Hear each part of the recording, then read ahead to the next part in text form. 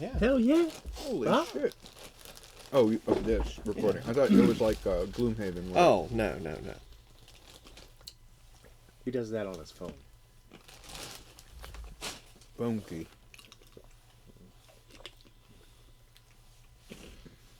Got a fever. It's at 21.1, right? I thought so. Yep. Well, page 11. 21.1. Open mystery envelope A and place its contents in the center of play. Right out the gate.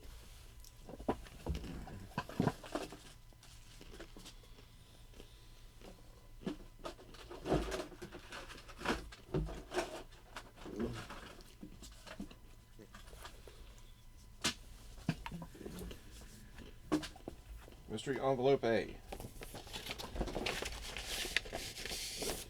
Oh.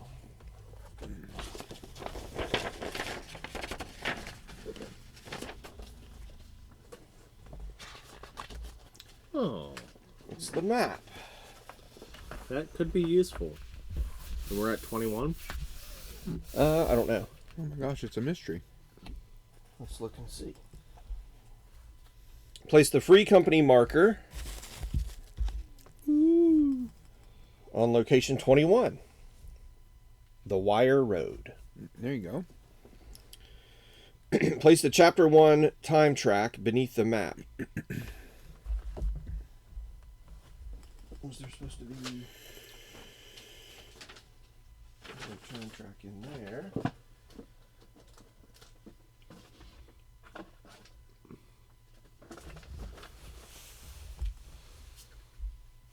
There's chapter 1. We'll set that right there. Okay. Take the Path A card. All right, we are currently on Path A. Green mud sucks at your boots. Every stride a challenge as you trudge through the rain. Your hands grip the thick iron cable of the wire road, pulled taut through rings sunken into the trunks of hideous trees. For days now, it has been the only evidence of humanity's existence in the Deepwood. Clinging to this lifeline has not worked for everyone, though. You are one less than when you left Verum. It was nothing any of you saw. Just a thrum on the wire behind you, and then a scream disappearing into the dark. The memory is fresh in your mind, but this is not the time to mourn. Not here. As you travel, vines and black tree trunks spattered with sickly pink cysts block your view ahead. Things slither away and rustle through the undergrowth, but they are of little concern. One cannot afford to jump at every noise in this place, or else you'd go mad. It is only when the sounds slither towards you that you need to worry. Relief from walking through this overgrown hell is promised as the huddled profile of the fortress town of Bastone looms in the distance. They are the ones that sent for you. People who have been dying here, though not of hunger or of the Deepwood. Those don't leave much of a man when they're done. Something else is happening here, something that is leaving plenty of bodies. The crumbling city walls tower before you. As you approach them, you spot something laying at their base. Choose one. Option 1, explore the base of the wall. Option 2, get out of the rain and head for Bastone's gates. I'm going to guess we're probably not. We want to go to the gate and get out of the rain, so let's this is explore miserable. the wall. Yeah, let's explore the wall. Explore the wall? Yeah. Oh, no, go in the gate. I'm with you that the This is gates is the horrible. choice that they want us to take. So let's not do that. Let's start the game off right. And don't investigate the No, we gotta... base of the wall. Oh, we're definitely doing that. Well, I thought you said we were getting out of the rain and going. That's into what the I gates. said. I know, but that's what we're supposed to do. Oh. That would be the wise choice. So let's take the unwise choice. And investigate the base of the wall? Yeah. Just get into the guts of the game immediately. It may help us. So this is the time track. It starts from up here and goes across and to the bottom. Time meaning like the time we have to complete the scenario? The time we spend in here before we get to the encounter. Okay. the quicker we are, generally the better it is. Okay. So we're going to be like hunting for clues to try to track down what our mission's going to be or whatever. And then if we cover these things up, we basically don't get them. So these icons, and they're going to give us bonuses going into the encounter stuff. Okay. So we want to try to take the least amount of time we can. Having said that, though, there's no set. Just because it's like, oh, we'll get into the gate and that'll be faster, that doesn't necessarily mean we won't uncover something at Correct. the wall or something, right? Correct. Like, That's okay. a clue that might help us. Okay. So yeah. So I'm all for exploring the base of the wall. Okay. Let's do it. I lose. Well, we got the priest. The priest knows bases really well. So he knows it's nothing to worry about. So he agrees with me. Me and him go inside. Ronan has a hammer. All right, exploring the base of the wall it is. A driving rain batters the city walls as its ancient gray stones stand in defiance of the Deepwood's reaching limbs and the beasts that stalk beneath them. The deafening roar of the downpour hinders your ability to detect any sound, or the sound of any approaching threats. You stay alert, noting the danger. At the base of the walls, you find jumbled piles of branches and bone collected together like nests. In one of the scattered nests lies a jawbone, most probably human. Good. Woven into the twigs and branches of another nest is a cracked and broken mask. Feminine in design, the once full face mask of delicate ceramic now lies shattered. Dibs. What would a Thracian noblewoman's mask be doing here? The question is left unanswered as a glint catches your eye. Write the word king killer on your free company sheet. We didn't do anything. Oh, but we know. That's the king? King killer. Did they do that all in one word? Yes. All killer, no filler. Gain one random Chapter 1 common item. Oh, got an item. Dibs. Oh, well, you didn't go. You and the priest went in. That's right. Also, it's a common item, which is obviously one of the best items you can get in the game. Uh-huh. That's why they call it common. Mm-hmm. Like the actor. That's what makes it If special. it was uncommon, they would make... I mean, common items, they make a lot of them because of how popular they are. That's right. All right, I'm going to cut, and then we'll just draw the top. How ubiquitous they are. How ubiquitous they are. That's right. Oh, we got a tattered flax garment. Who wants that? I've already got armor. Is that... Can that go... I already have armor as well. That is the same. This goes on the... No, we have the same thing. That's a vest. This is something else. Well, it'll tell you... It's The armor, slot. cloth. This is armor, leather. Right, so you can only wear one armor. Oh. So, Yeah. I guess... Put it in the it's- backpack. Okay. Neither of you want to swap out what... It's not as good as what you already have, I guess. It's the same. Well, Same. I don't know... I don't know. Is this those are the people who can They go can on? use it, yes. Okay. In that case, I don't think there's any difference Okay. that I would be aware of. I'll put it on our backpack card then. Or we just keep drawing until we get something we like. Obviously. No, that's not... No, never. All right, we I have a mean- time token on the time track. Uh-oh. There's a glitch. Why would anyone leave something so valuable on this side of the wall? Place location 22 and go there. What is it? I mean, It's not here? It is, but we can only go to locations where the number is actually put Oh, out. gotcha. except for 21. Well, we probably should have put 21 down there. Yeah. I see it.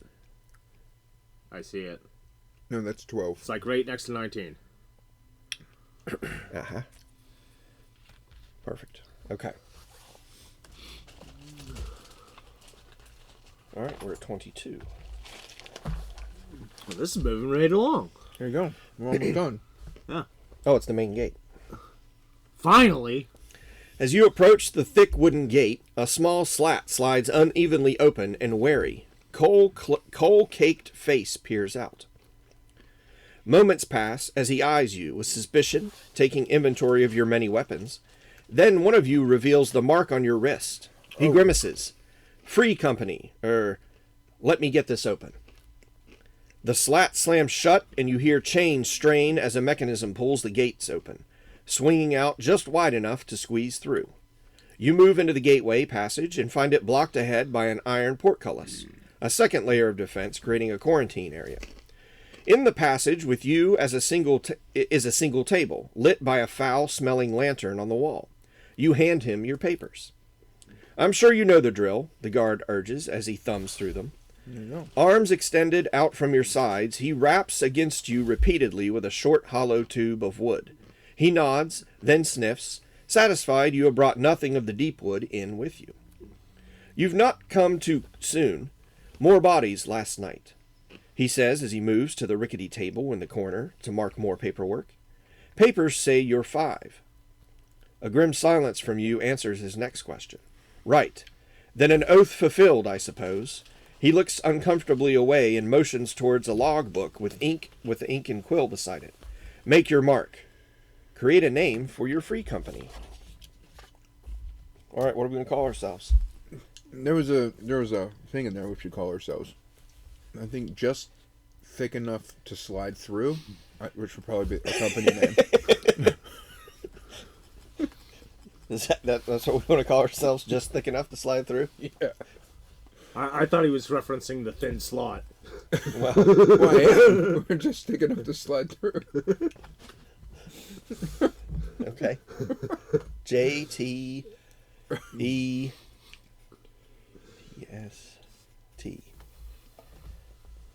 How about, let's shorten it to just thick enough. There you go. Okay, so we're just Or we can be thick. the thickness. We're just thick. Just thick. Just thick. Pretty sure that's a Reddit page. All right. I guarantee you it's a Reddit page. I guarantee you. Define a key attribute of your free company by choosing which one of the following statements most accurately describes your company. Statement 1.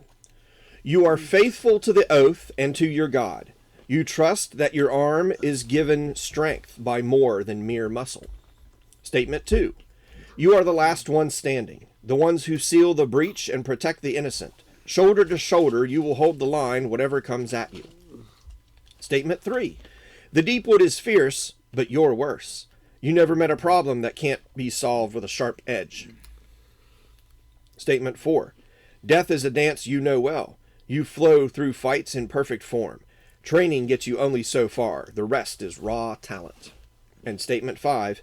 Discipline or death. Keep marching. Keep moving. Keep fighting until the job's done. Press in and press on.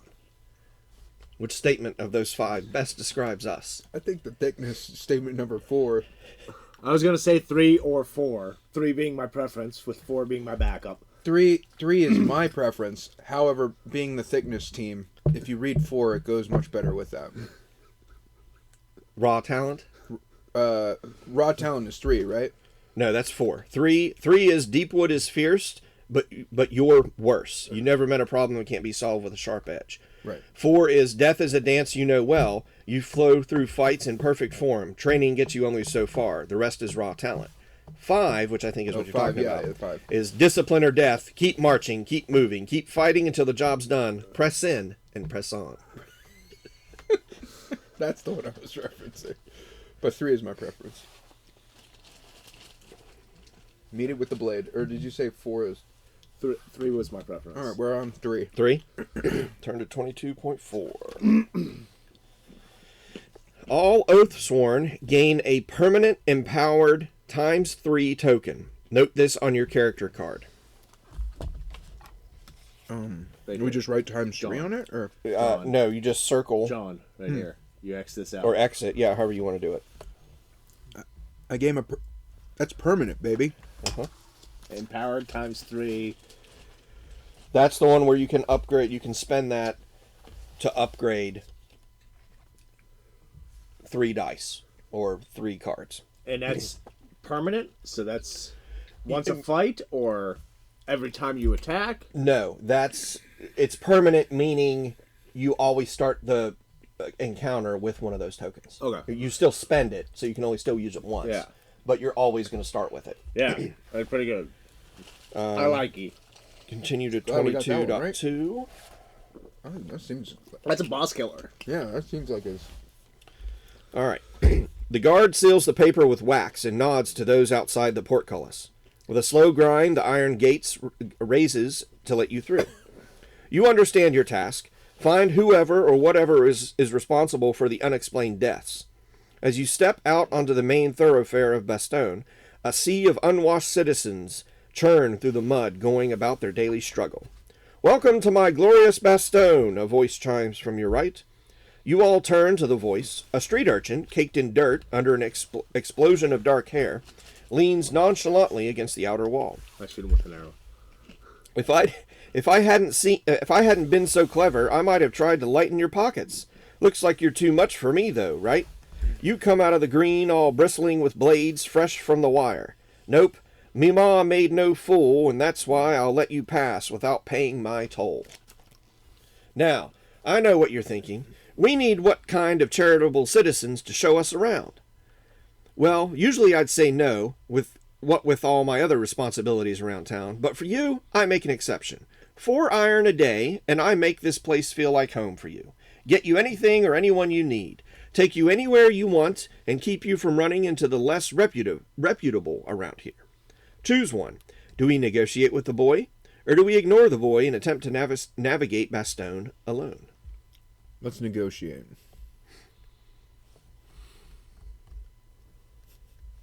Quick question: or do we need another timer down, or it doesn't say to do not that until yet? it tells us. Okay. Yeah, let's negotiate. We're gonna give him 1 iron for the day, unless it says something like where you. It just says to turn. If we decide to negotiate, to go to another section to read. So I don't know what the cost is going to be, but I'm sure we can cover it. Yeah, between us.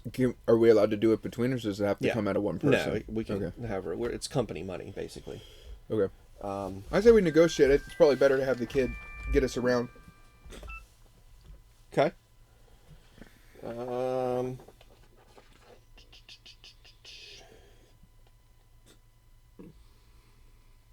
One other thing that I want to mention, after we before we move further, there are 2 locations we can always visit,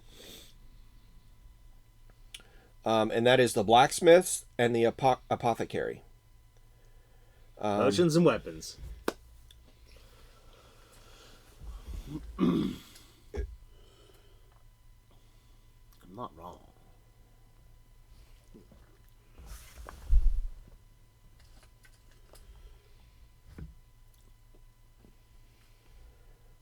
If they become available, we can visit them. If they're not available, we can send a runner, but we have to pay. You have to pay a coin to do that. So if we, basically, if we think that the actual battle is coming, like, very soon, for whatever reason, we send a runner to the blacksmith to try to get more items or something like that. Right. Okay. And the amount we have to pay the runner is equal to the chapter level. So we're chapter 1. 1 iron. 1 iron. Okay. So there's that. That's the only other thing for. Keep pushing it along. Okay. We decided to negotiate, right? Yep. So I'm guessing that we pick a number. Well, we'll see. Encouraged by the fact you haven't left, the boy redoubles his efforts. Midge is the name, and there's none finer to see you round these parts. It is clear you've no more need of muscle, but I've another skill. I can read. That's right. I stand before you as scout, guide, scholar, and sage. Damn. Midge pushes his way between you to block your way to the center of town. Also, there may be 4 of you, but I think you need another pair of eyes. He grins and shows a spread of 4 iron coins in his hand. You should really take more care with these. He holds out the money to you. See, I told you you'd not pay my toll, he says as he hands them back. So, do we have a deal then? We can reject his offer and attempt to navigate Bastogne alone, or we can accept his offer and try to haggle with the boy. I think we're haggling, right? I think so. Yeah. All right. So, 22.10, perform a bartering check. Difficulty 4. With one of these? Is that how we would do We that? can either roll the dice or we can pick the cards. No. So, for example, I would just flip that over and then we're pushing our luck to try to get to a 4? Difficulty 4? You have to decide before you roll or before you draw how many you're going to risk. Okay. You don't do them one at a time. Okay. So we have to. The difficulty is 4, so we have to get 4 or better without getting 2 blanks. Okay. So let's roll 4, 3, or did you want to do these? Is what you're thinking? I don't care which one we do if we do dice or cards. Okay. You roll them one at a time and keep going. Is what you're thinking? We pick how many. Like if we say 4, we roll all 4 at once. I'm just. So what you're saying is,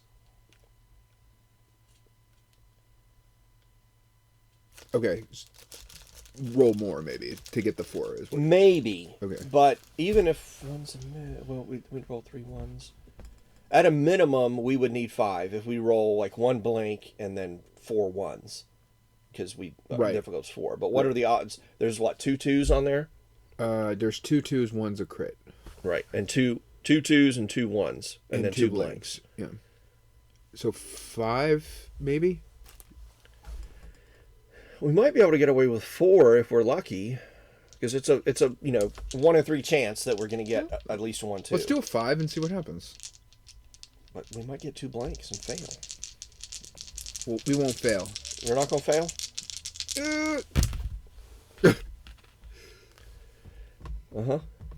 We failed. 3 blanks. God damn. Let me see this again. There's a lot of blanks in there, isn't there? It's just 2. Oh, there was the roll. There's All right, so we failed the first time. Nah. Yeah. If you fail, lose 4 iron. Okay. So one apiece, I guess. How's that sound? I rolled, so I'll do 2. Right? Okay. I'll take 1 from me and the priest. Oh, okay. I'm sorry. I get what you're saying. I didn't realize the priest had money. I thought it was coming between us 3. So. No, we're good. You gave. We all gave 1. Okay. We all gave 1. Yeah, the priest has money. Then gain ally card Midge. Ally card 1, which is Midge. We paid 4 gold. Great negotiations, guys. We tried to haggle by rolling 5. We had there was a test, an ability check. The difficulty was 4. John rolled 5 dice. That was his 3rd roll that was actually successful, but the first roll had 2 blanks, 3 blanks. Yeah. But we now have the ally Midge. Oh, that was another good roll. God damn it, dude. There, put ally Midge over there somewhere. He has 1 hit point. Go to 22.3. All right. Inn, tavern, or pub, Midge grins. You're not sure what the difference is between the last 2, but correct his explanations and explain that you need to know more about the bodies. He shrugs. Been nasty. They've been finding bodies and bits of bodies all over the slums for weeks now. Nobody does nothing about it until a noble was found dead and scattered about an alley. Realization widens in his eyes. Are you them, then? The Oathsworn? You nod and Midge grimaces. Bugger. We didn't agree no hazard pay. Ignoring the boy's comment, you begin to question him about the town. He tells you of various locations, and you begin to form a plan for the hunt. Bastogne has many of the usual landmarks, and there is a blacksmith and apothecary to trade with for the supplies you may need for what is to come. Place tokens. Token 3, place that on 3 for me, please. Apothecary. My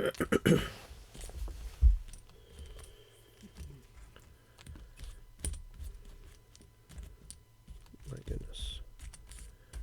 I don't know which one you're looking for. I'm looking for 2. 19's probably coming out too. There's 2. 2, 3, 7, 12. There's 12. There's 7. 13, 14. There's 13.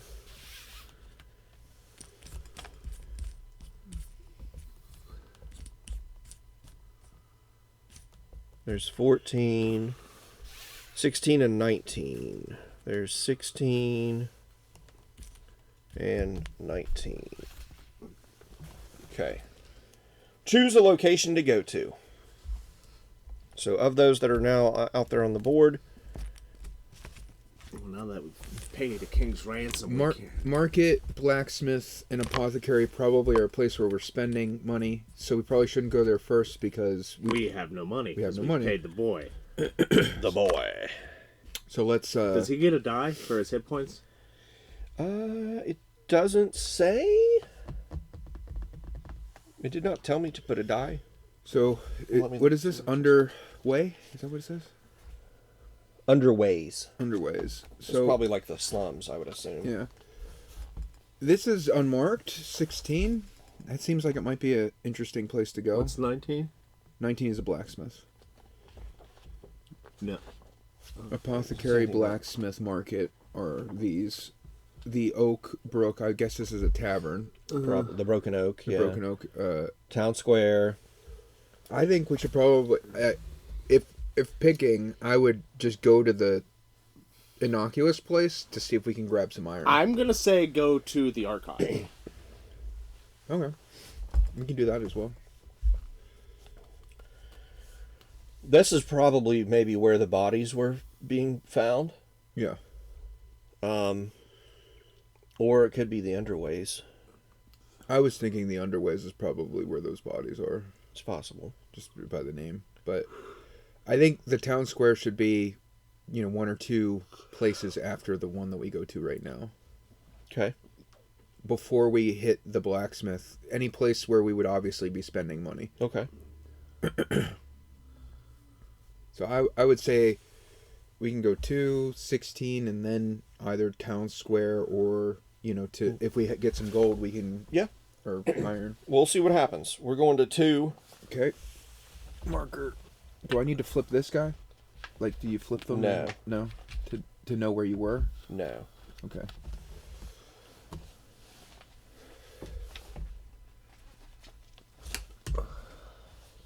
Oh, yeah. Flip. Flip.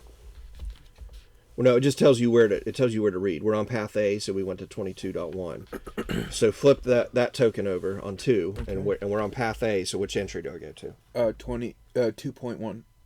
22. Path A 2.1. 2.1. Oh, 2.1. Yeah.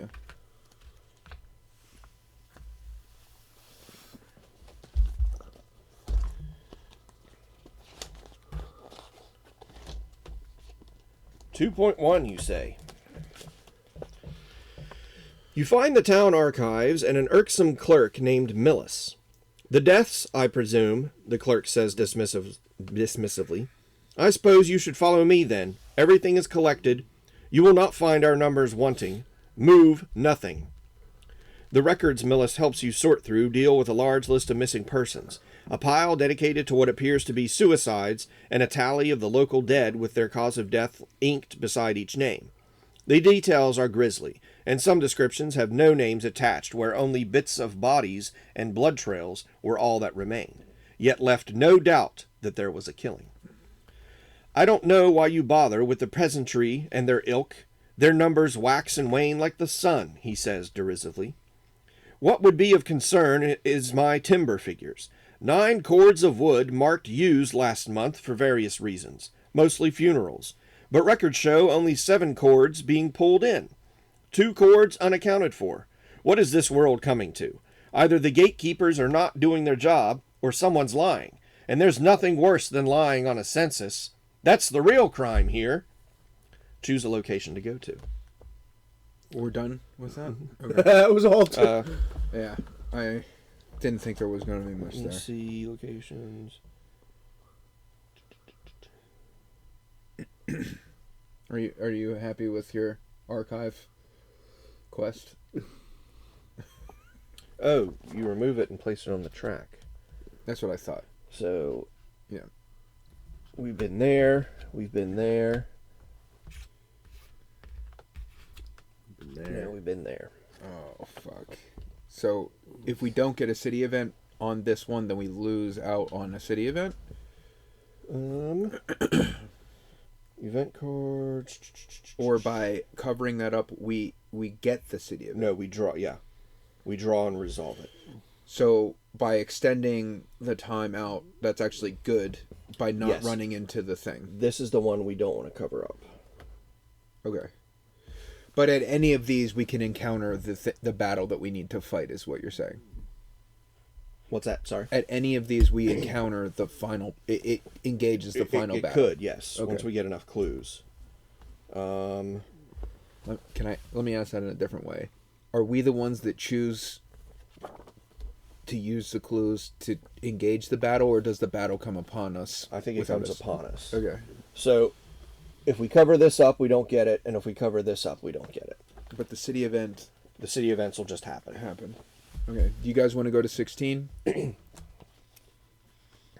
This is where the good stuff is. Nothing's going to happen here. We've already visited there, and there wasn't anything. Yeah. But we know that somebody's missing some wood. Oh. Not the thick party. No, we're just thick enough. We're just thick enough. All right, we're going 16. All right. Now, does that happen immediately, or do we do the thing here first? Let's see.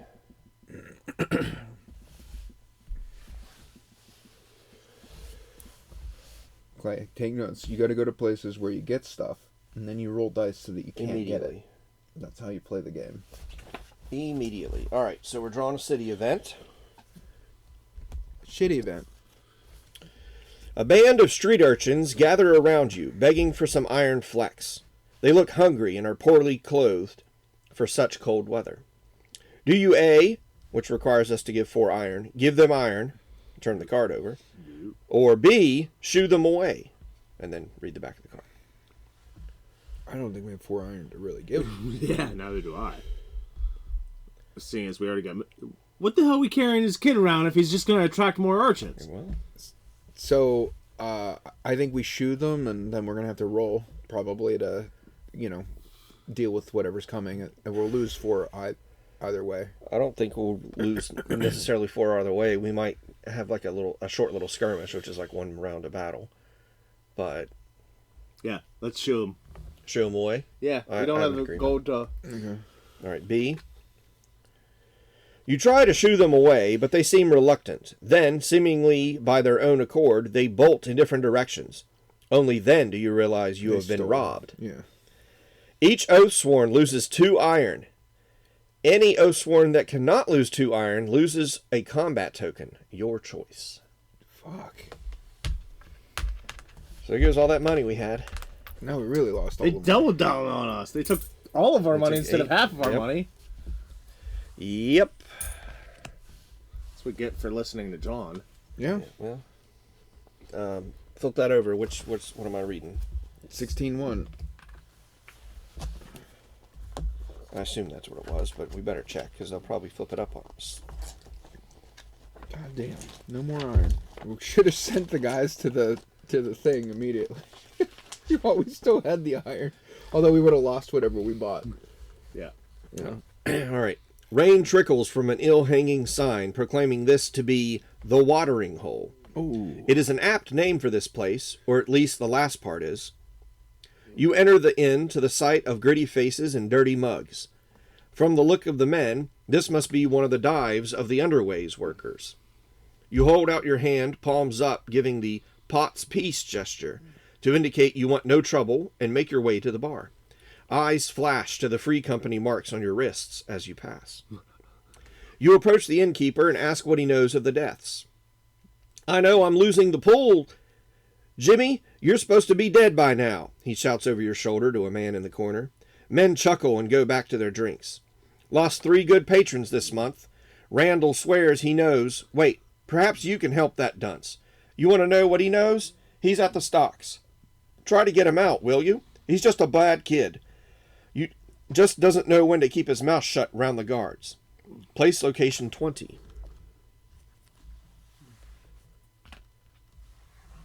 Choose a location to go to.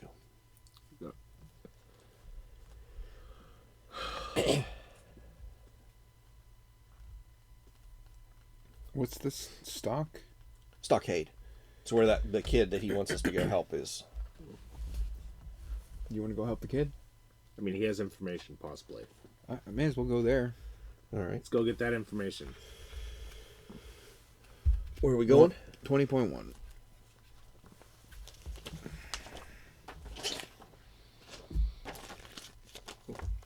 There are 5 stockades in the circle. Only one is currently occupied. A soggy young man with thick curly red hair sits dejectedly in the rain. A solitary guard leans under an archway not far off, paying little heed. It's a ginger. At the sight of you, the man brightens. Psst! Hey, can you help me? Honest, I didn't do nothing. It's the guards. Corrupt as witchcraft. Iron's more important than blood to them. You're free company, right? You can do what you want. Come on, just lift that pen and I'll do anything. You have the power to requisition this man if he has what you need. Choose 1, free Randall, or 2, leave Randall to his punishment. I guess we'll free him. We came all the way here. We might Yeah, as well. Yeah. Maybe we'll get the iron back that the kid stole from us. You easily pull the iron latch pin from the stockade. Randall massages his wrists. Pot's peace shine upon you, my friends. I owe you. You tell him what you need, and he readily agrees to tell you what he knows. There's this old body collector over in the burrows. He's had me looking for a buyer for a story he's selling. He says he knows who's responsible for the deaths. He'll want paying proper, though. 2 paths lay before you. Do you try to find this informant and see what he knows, or do you search the town for other clues to the murders? We have no money. You know you will not have time to do both.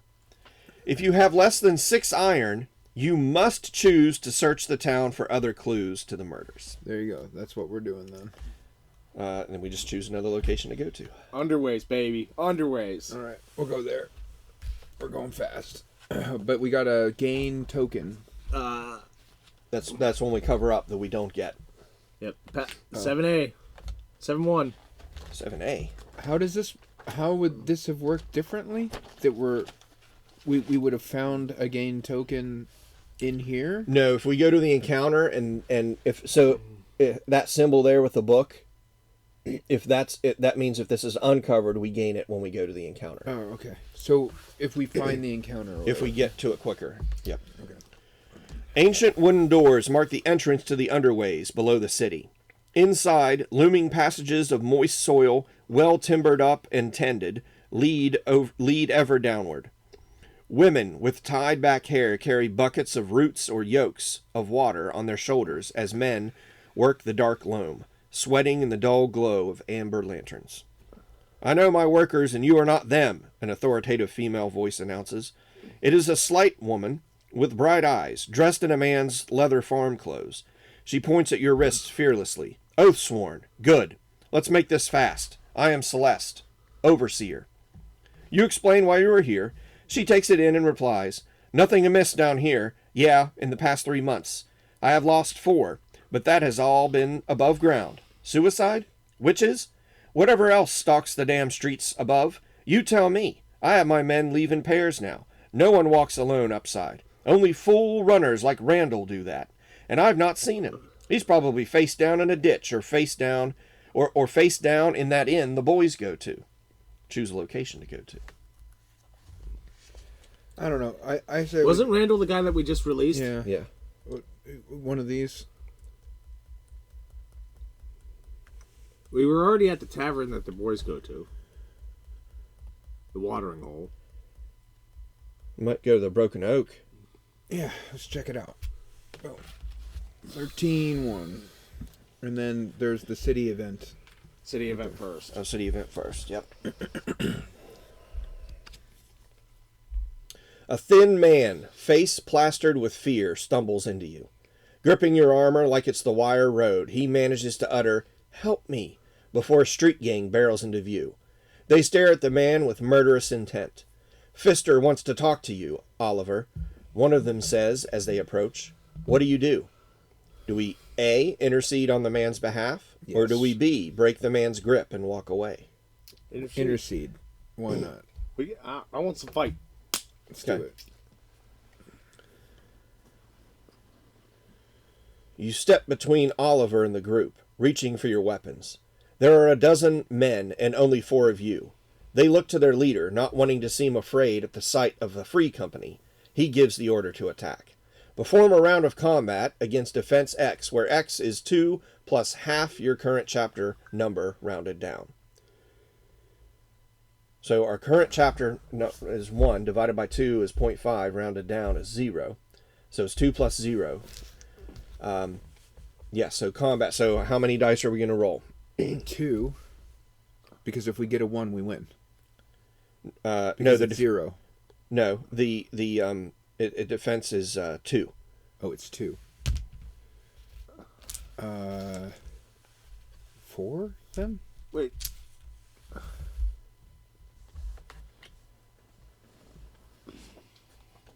You said wait. So it's 1 round of combat. Right. Mm-hmm. We gotta roll higher than a 2 or draw higher than a 2. Do each of us have to roll, or just one of us? Just one. No, hold on. This is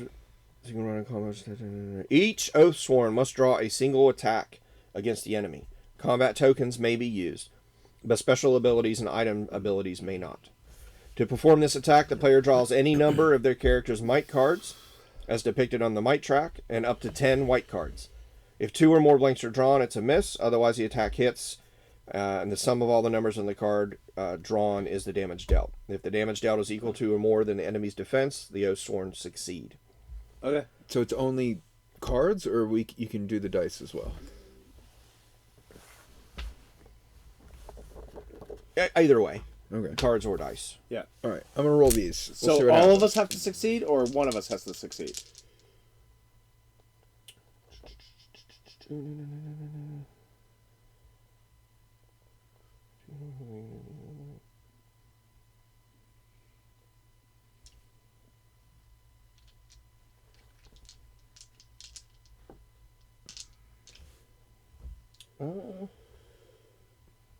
Each Oathsworn that fails loses 1 hit point. Okay. So, Well, here's success. Not. all right. So you lose a hit point. God damn. You rolling or you drawing I'm cards? drawn. We can move those over here if it makes it easier. No, that's fine. How many cards are you drawing? Oh, you also get. Yeah, that's right. You get your 1. Wait, right? Or did it say no item cards? It didn't. It does say something about item cards. I think we have Oh, to use... abilities. But you can use the might stuff. Okay, so you still get your yellow, for sure. But you have to decide how many white cards you're going to draw before you draw anything. So you pick the total number of cards, basically. Do you think I should... I think I should go with 4 cards. 1 yellow and 3 whites, or you mean 4 whites and 1 yellow? All you have to do is 2. I would... 3 with 2 whites. 1 yellow, 2 whites, right? Because this has a 3 on it. I would do... If it were me, I would go 1 yellow and 2 whites.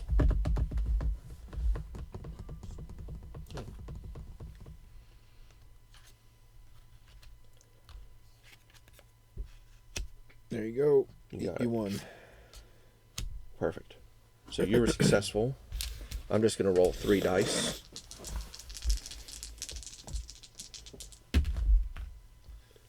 You did not get it. You have to... 2.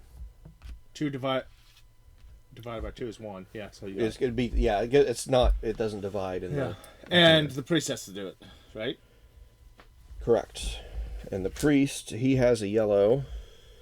You know what? I'm going to draw. Okay. I'll do the same thing. 1 yellow. He's got it. Ooh, there's a miss. 2 misses. He fails. Oh, so that's he actually loses pretty 1. nice.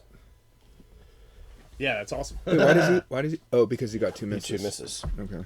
So, yep, that's what those are supposed to be used for. Okay. As the dust settles, you turn to Oliver to find out what this was all about. But the man snuck away during the fight. All Oathsworn gain 1 reroll token. Nice. No, not a permanent one. You just get a token. Oh. To spend.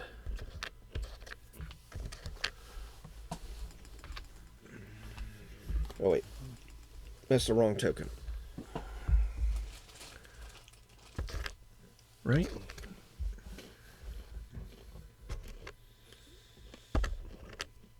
This is the token. That's the token. Give me that other one back. What'd you do with yours?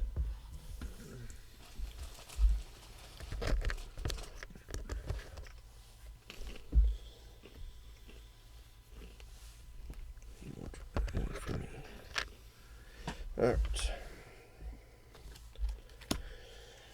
Now, we were at 13. A well-tended inn shows promise. Entering, you find an amber fire glowing in the hearth. It is warm, dry, and seemingly inviting. "Pot's peace," a burly man says, smiling. His eyes are slightly distant, revealing that his attitude may come more from a bottle than his heart. The yams are fresh, and the rum's dark as the deep wood. A newcomer steps up beside him.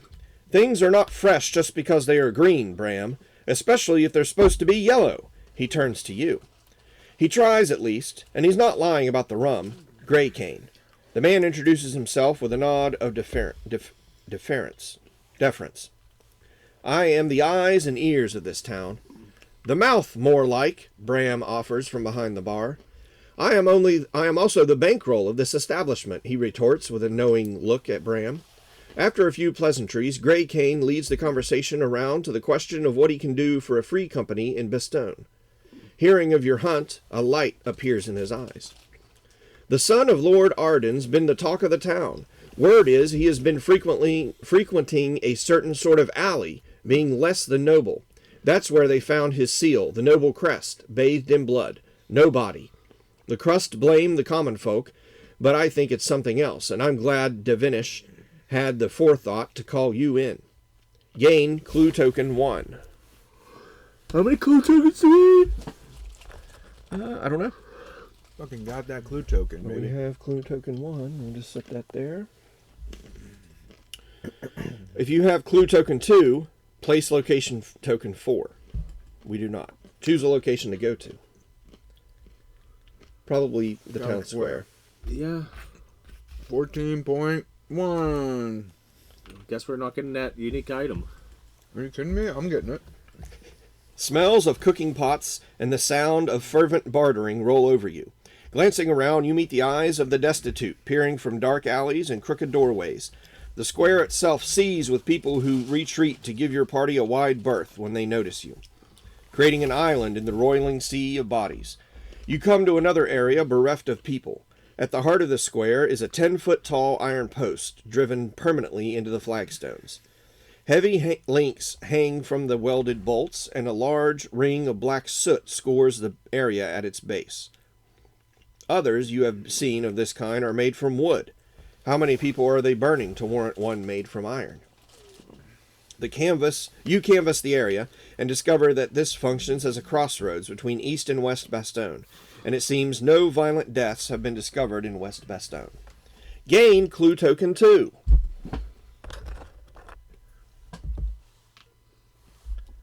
If you have clue token 1, place location token 4. Guess where we're going. Well, I think it covers that thing up, though. Choose a location to go to. Might as well, right? Yeah. Well, wait, hold on one second. I mean, by going here, it covers us up. We don't get that, right? Correct. So there's no harm, we have to. But then there's no negative to going to the other places before we go here, other than the negative that would come from True. the event. We don't have money to go to the apothecary or the bank. Blacksmith. Actually, it says banksmith. Because apparently it's unless there's another blacksmith. Yeah, banksmith. I think because we've already gone through some of this other stuff and we may as well not go to 4 immediately. I don't think there's any reason to go to these three because we have no money. Banksmith might give us money. When was the last time anybody just gave you money? He's from Mount Lebanon all the time. Oh, okay. Oh, shit. It's a wide berth. And we can. It's up to you all. I just don't think there's a point to it. I'm just thinking out loud because there's no disadvantage to going necessarily. Okay. I'd like to see what's there. Well, I still think 4.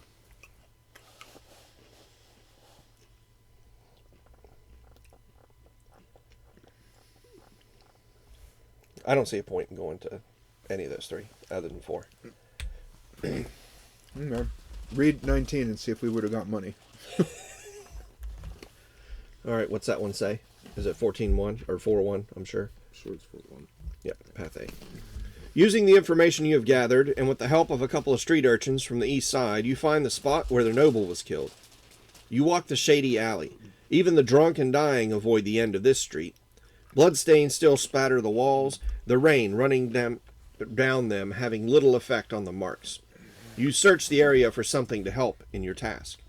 Perform a spot check, difficulty 4. There you go. I will do it. Do we all... Let me see. Maybe we all do it. Let's look. Checks. Maybe Only we one all- check is made for the whole party. Okay, difficulty 4. So how many we need to draw? 5, 6? Let me do it because at least I get a yellow dot. No, you don't. You don't use. This is not combat, so you don't use your might. We're only deciding how many white we're going to draw. 5 or 6 or 7. All right. I'd say a minimum of. If we're lucky, 4, but more likely probably 5.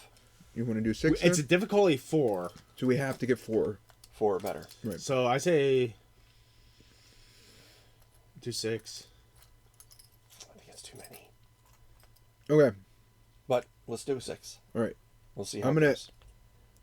But if we draw a crit, we get to draw a 6th. Or no. In the Yeah, I'm pretty sure checks. So why don't we go for 5, hope to get a crit, and then we can go for 6 if we want to. All right. White cards. Draw the cards and draw 2 or more checks. Yeah, critical still. I'm gonna say 5.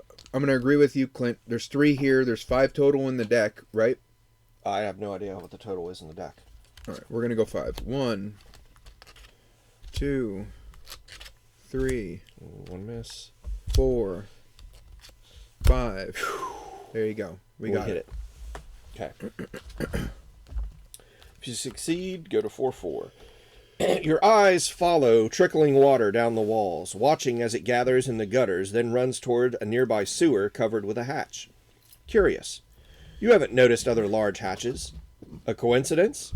Examining the hatch, you find it is not fixed and sits off kilter. Your nose protests, but your gut tells you this is it. All Oathsworn gain a redraw token. I don't know what that means. How much iron do I get? It's the same token. It's a redraw. It's It like a allows you reroll. to re-roll or redraw a card to replace another one. What's that? You said How much iron do I get? none. Continue to 414. None more iron. You squeeze through the hatch into a dark maze of rough-hewn passages, your torches glowing pale blue in the noxious air. Ankle deep in waste and muck, you slog through the winding tunnels, kicking aside rats and brushing away cobwebs, looking for any clue as to what might be behind this. Around one corner you stop. There is a splashing. A thick, heavy motion lumbers towards you from a shadowy side passage. Sounds of chittering and nervous clicking conjure memories of past ambushes, prompting each of you to draw your weapons. Whatever it is low and hunched. This is no rat. This is something much larger, and it's moving fast. Oathsworn. Okay, here we have a secret decision. Set your die to 1 if you wish to attack, or to 2 if you do not wish to attack. This die? Let's get a... No, let's get... This? These dice? We'll just get. Well, I guess yeah. I guess we could use those because they have 1s and 2s on them. What? If we're choosing to attack right now? Whatever's coming at us. Yeah. So secret decision. If you want to attack, you do 1. If you don't want to attack, you do 2. Okay.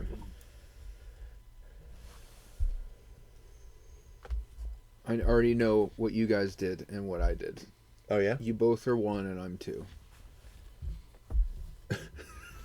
You changed it. I did not change You it. changed it. If half or more of the players have chosen to attack, turn to 4-3. Otherwise, prepare to defend yourselves. So we chose not to attack. Yeah.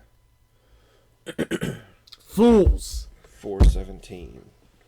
As it scampers closer, you can make out a hunched mass of ragged hair.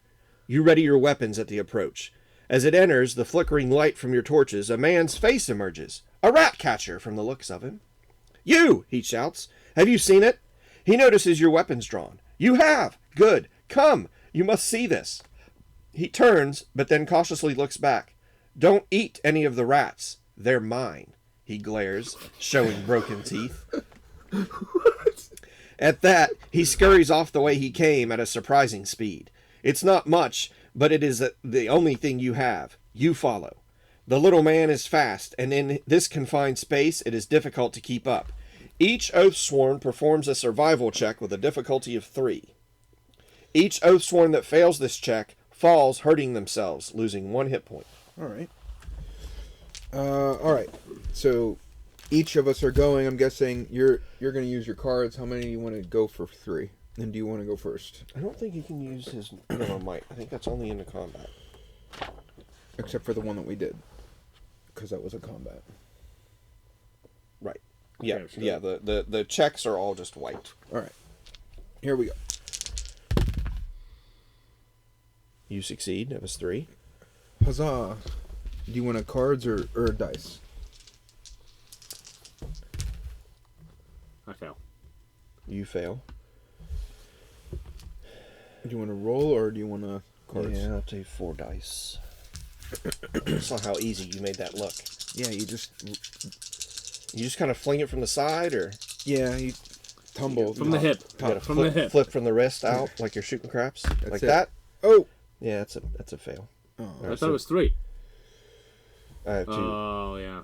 All right, so I lose 1, and then what do you think we'll do for him? You gonna roll 4? He He takes takes one. 1. Fuck. These dice are brutal. And then we go to 4-2. You enter a small chamber. Bones are strewn across the floor and heaps of rags dot the area.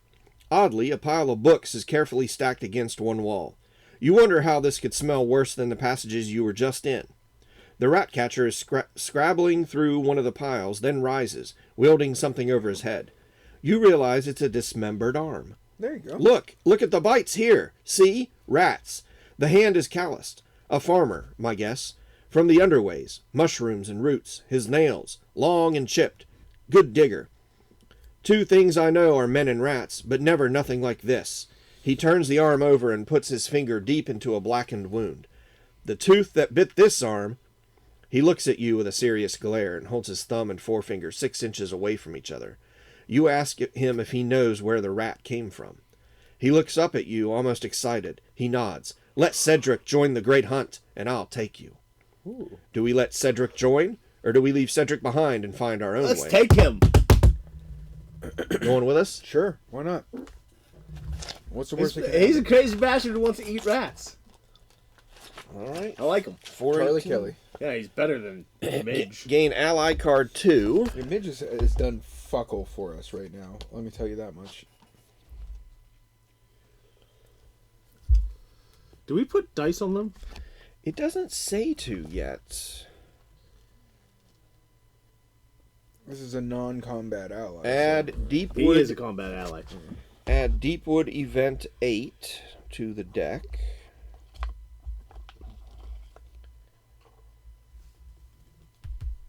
There you go. And City card 18.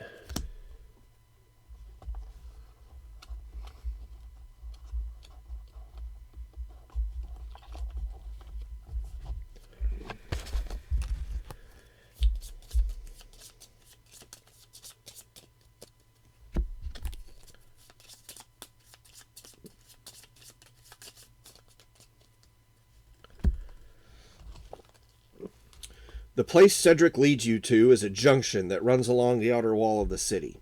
You know this as you can see the tree line of the Deepwood through the hole, where a solitary foundation stone has somehow shifted out of place.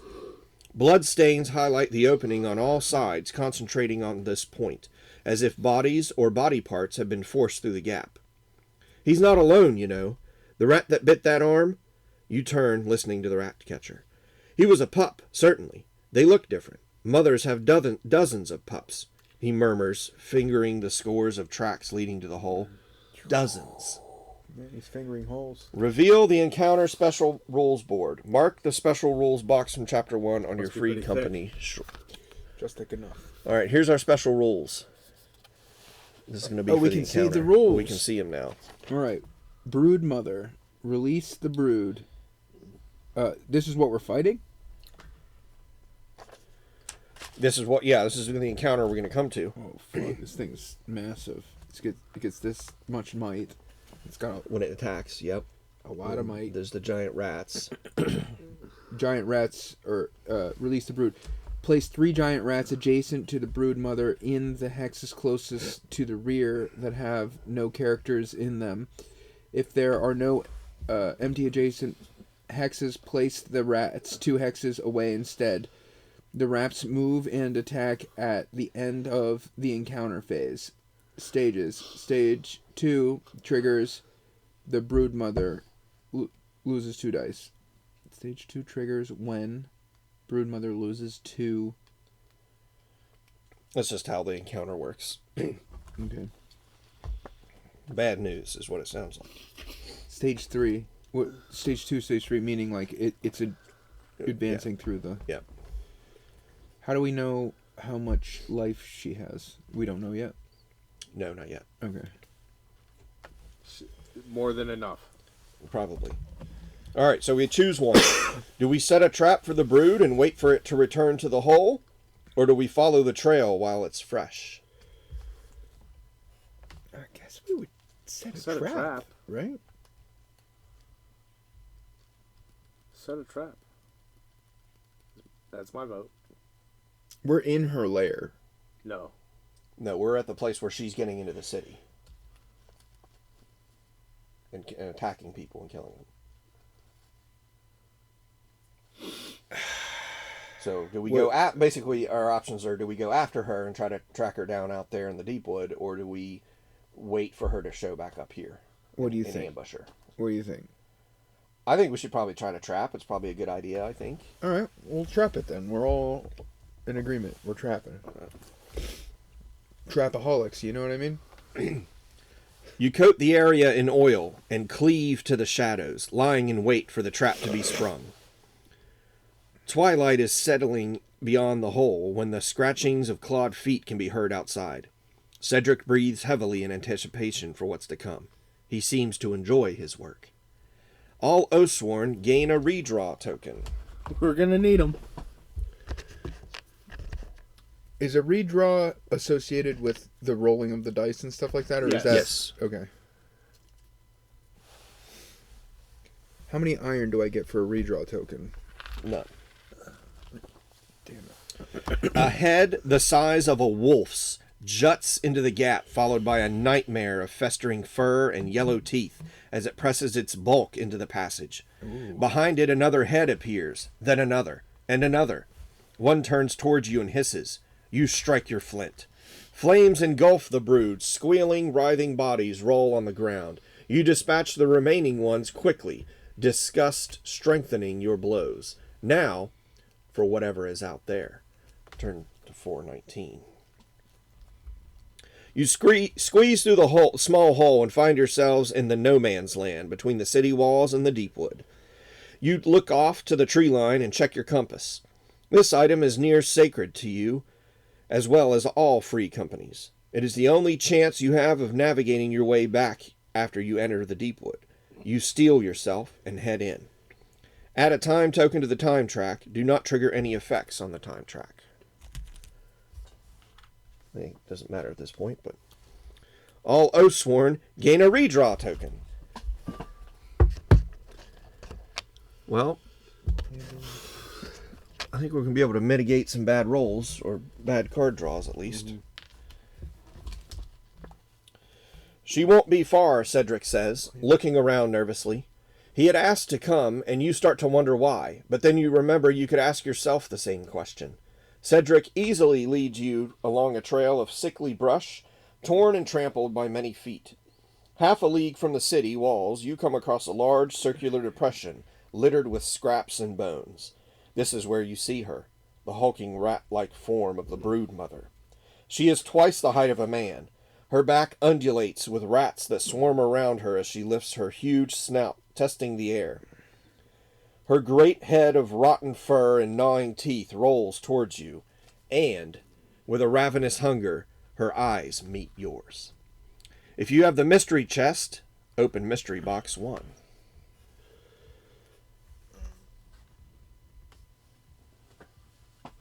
We don't have the mystery chest. No, I do have the mystery chest. Oh.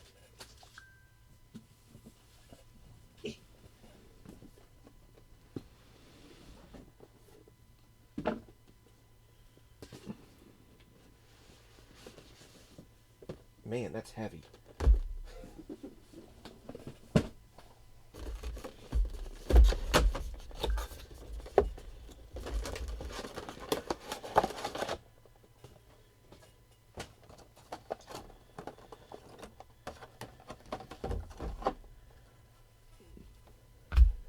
Oh! There she is, boys. Look at that motherfucker.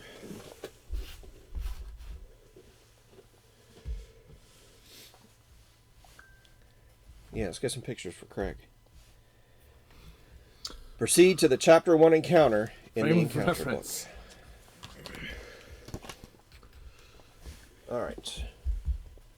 Pause here for a moment.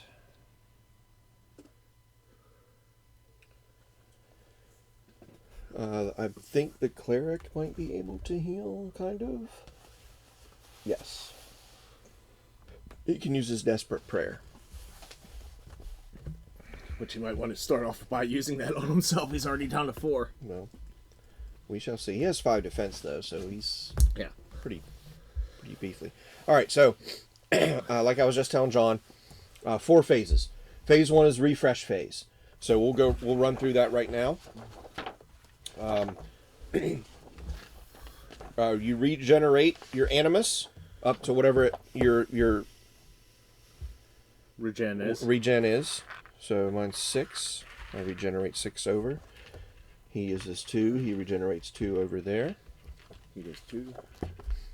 He is not... So the allies don't come into play until one of us dies. Okay. And then you take over the ally. Okay. And there's also a deck of allies that could also come out.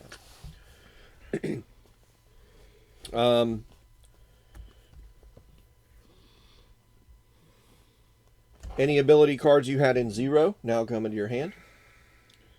And then refresh him. Now we're on to the Oathsworn's phase. That's where we go. So we can move. You can use 1 Animus to move 1 Hex. You can choose to play an ability card by paying the cost of Animus. And then you have to put it in the cooldown spot and let it battle flow around if that happens. You can make an attack by playing an ability card. And you do the same thing. You use, if you're attacking with your bow, which you're most likely going to, you would draw 1 yellow card or roll 1 yellow dice for sure, and then however many white dice or white cards you want to draw. If you critical, you continue to draw. The determination, if you fail, any tokens you used, you get back, and then you get to choose an additional token. If you crit, you can choose to continue, or no, you must continue. There's no reason not to continue because misses drawn for a critical don't count. Oh, okay, all right. You have arcs, like facing arcs, so where you're facing is important. So when you get to your move and whatever you're facing to attack, but something could swing around behind you, possibly do more damage. When we are attacking this thing, he has front, the 2 flanks, and the rear. So if we So you have to go through one of them and get the core, and when we get the core, we win, or we have to kill We have everything? to kill all of them. Okay, so it's just hitting different spots. on Right. them. And You have to target whatever's closest to you. So if you you have to move around him to get to a different Right. place. If I hit him, does he immediately turn and address me? Like, does he rotate or something like that? if you remove a die, he will take a reaction, If you remove it, not not just damage it down. okay. Yes. Right. And we'll go through that when we get to it. Like I discussed, or we kind of ran into before, the damage you do is divided by whatever the defense is of whatever you're hitting. So his defense, was that say 2 up there in the top right? Yes. So his defense, or her defense, is going to be Same with the little guys. divided by 2, Yeah. all incoming damage. The defense is divided by 2, rounded up. The hits are divided by the defense. Right. I'm just trying to. So mine is 2 because of this thing over here, and then if I throw down a No, shield, so rounded down, not rounded up. rounded down. Mhm. Right, which means that. So if somebody comes and hits me 5, I have 2. I throw down this card, which is another 2 for defense, which would go in the 0 slot because it says 0 on it.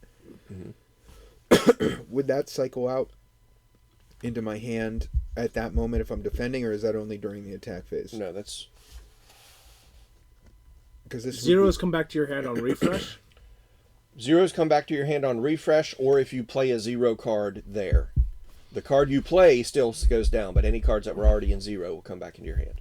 even on the non-Oathsworn phase, Yes. even on the encounter Correct. phase. If Okay, you had that's cards there and you played that card, any cards there would come back into your hand. Okay, and now I have 4, and if he attacks me 5, then it's 1.1 or something, right?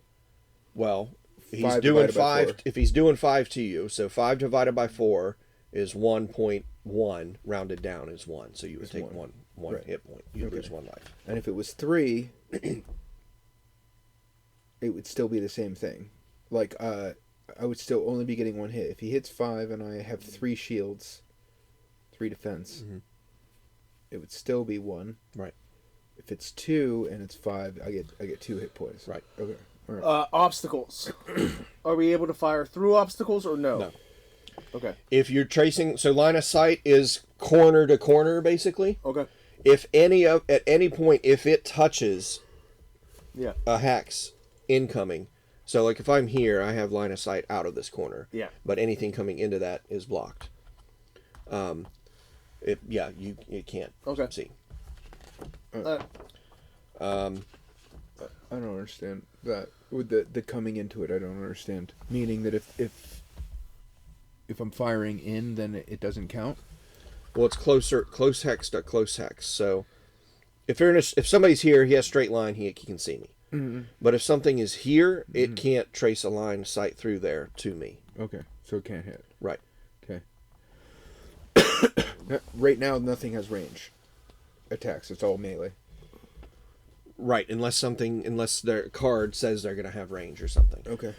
So after we all take our turns between moving, playing cards, then they activate. The first thing we do is we activate this card, so we're going to go through this card 1 through 4. Yeah. Do everything there, and then all his minions are going to get to basically move once and attack once. Okay. What is the? What is his cards, or what is her card Release say? the brood.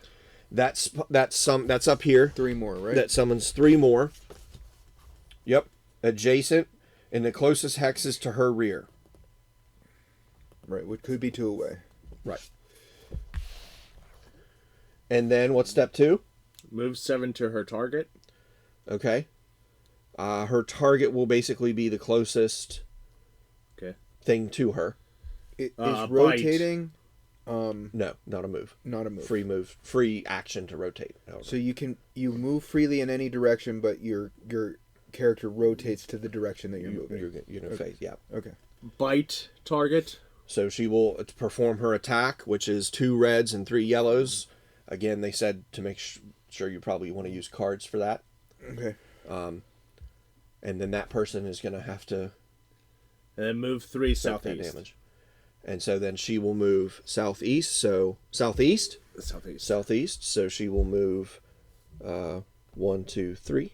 Yeah. And then she'll be here and facing that way. And then her minions move. Okay. Let me summarize. She will. We go first. We do our stuff. Then it goes to her turn. We know because of the face-up card what she's going to be doing, so we can anticipate. The 3 will not spawn until the beginning of their phase. So, you know, like if we killed these 3 more would come. Correct. But like, we know that. Right. She moves 7 to hit somebody and then moves 3 more southeast? Yes. Okay. And she will always attack the closest target. Or like the 7 that she's moving towards. Okay. Yes. There is a golden rule called north, then west.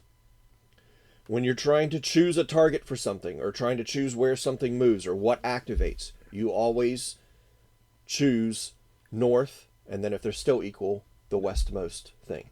Okay. For enemies. Or just in general? In general. Okay. Usually it's for enemies.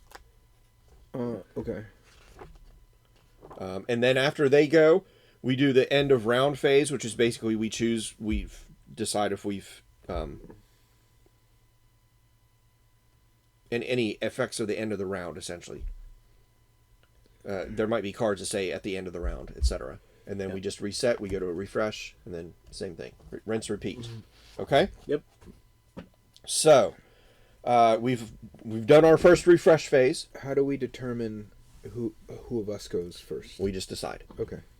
So, we're at that point now, it's our turn. And the companion character, how does this... He doesn't have cards or anything like that, or he does? He has the item cards, but he doesn't have ability cards. Ability cards. He has 2 special abilities.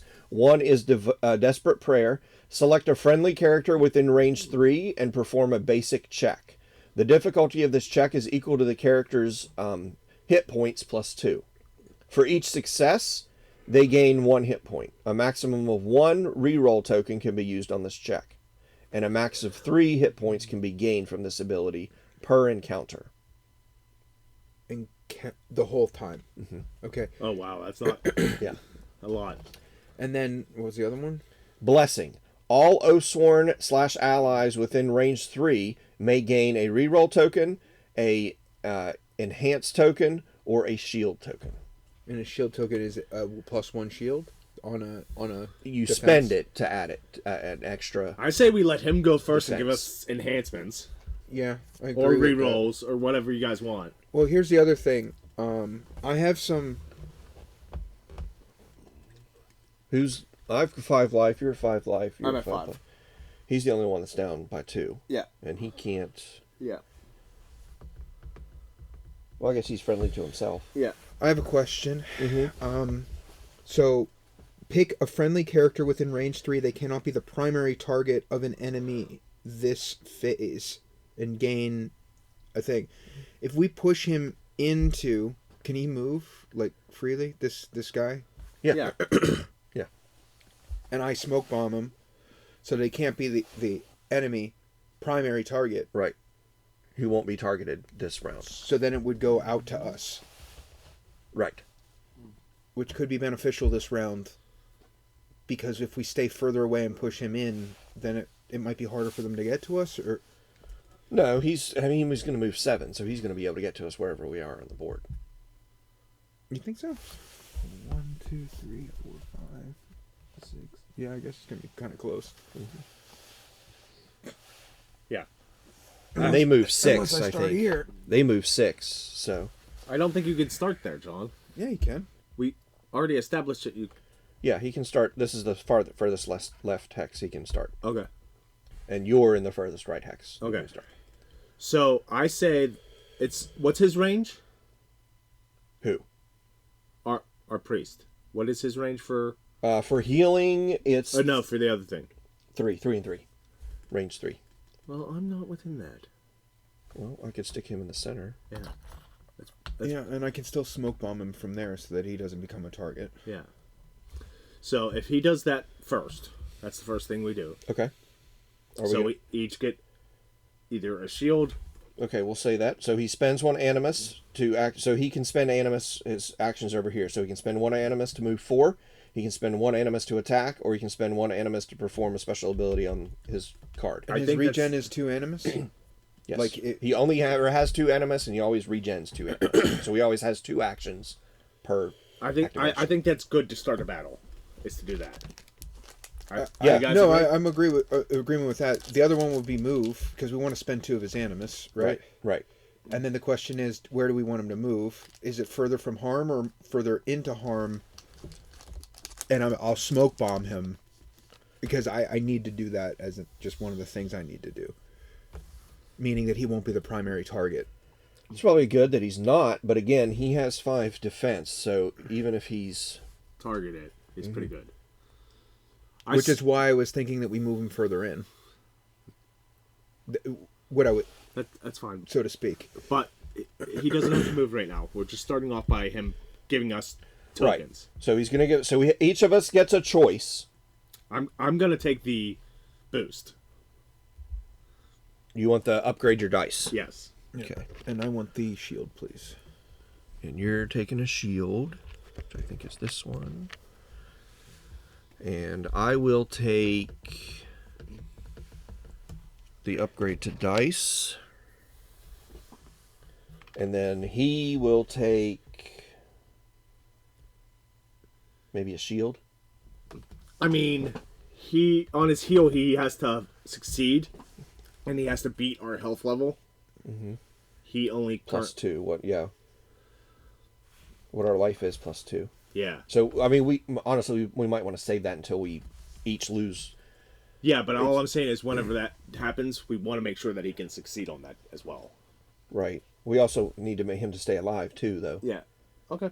Whatever. And he's already got 4 rerolls. Yeah. Whatever you think's best. I think a shield will Agreed. be assistant right so now. So the reason why I think we need to move him to a spot that we care about is that could determine where this guy moves.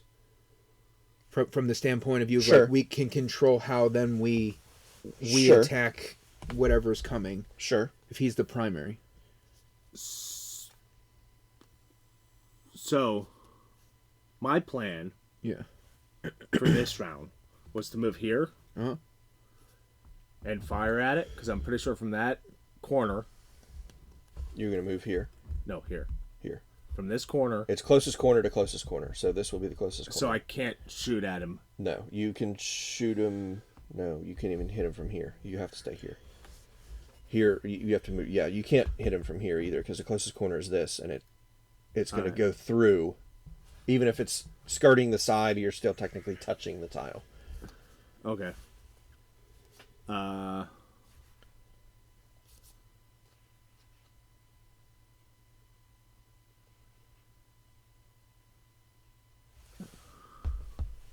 do you know which one moves first? The little ones or the big ones? Is there a way to determine that? He's going to go first before the little ones do. Always. Yes. Okay. So that's... There's really no way that we're... How far can you shoot? I mean, I can shoot far. Can you hit this? So we're going to have 6 on the board if we can't kill the little ones. I'm adjusting my plan now because I thought I could shoot from here and I can't. So now I'm checking my plan to do something else. All right. So now that you're doing something else, can you kill this guy? Because... My plan was to shoot 3 of them. Oh. That's more than one. Yes. Do you want me to shoot one of them? You could. I don't know how you get 3 with the barrier in between them. I have You got a card stuff. that says multi-attack. That allows me to shoot 3. Through a barrier?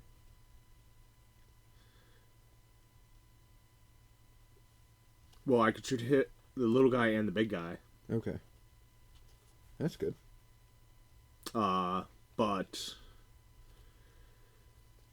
how do I have to do this? I'm just trying to figure out how I have to do this, and you keep on asking me if I can shoot the little guy instead of letting me read what my cards do. Well, gotta multitask, man.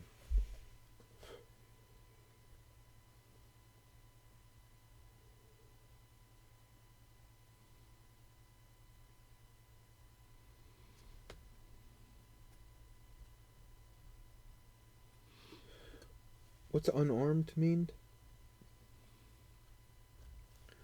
You don't use if you had a weapon, you don't use that weapon. You're just an unarmed, like white attack, like white cards or white dice that you're rolling. Okay.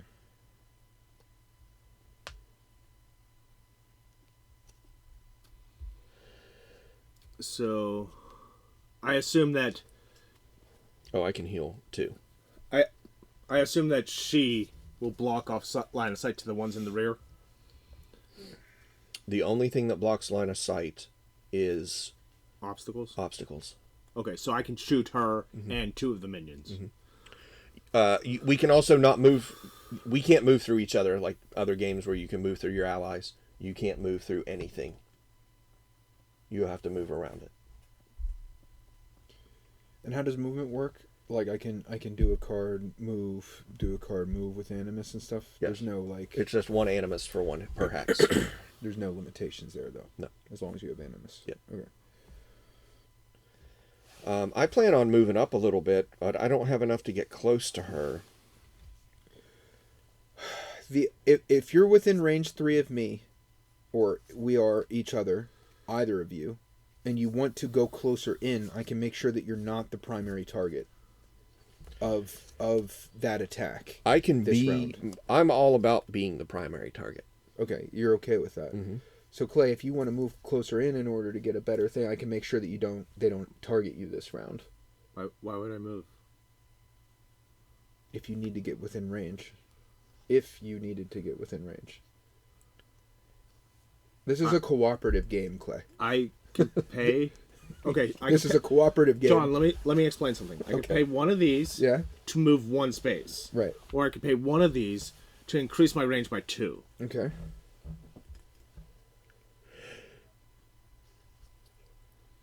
So, it's more cost effective for me not to move and to shoot from where I'm standing. Okay. But it doesn't cost you anything to not be the target, is my point. And I need to use this card in order to buff my character. So all I'm trying to do is give you an option. I thought we already agreed that you were going to do that to the priest. The priest has the highest defense of any of the characters, and therefore if you needed to move to a certain place, I could do it to you. You could be in closer, and they would be going after the priest, and he's probably not going to take much damage. Because it's a 5, and none of us have 5 as a shield. So, the maximum he's going to incur is... Wait a sec. When all of these things come out, right, there's going to be 6 on the board. Mm-hmm. And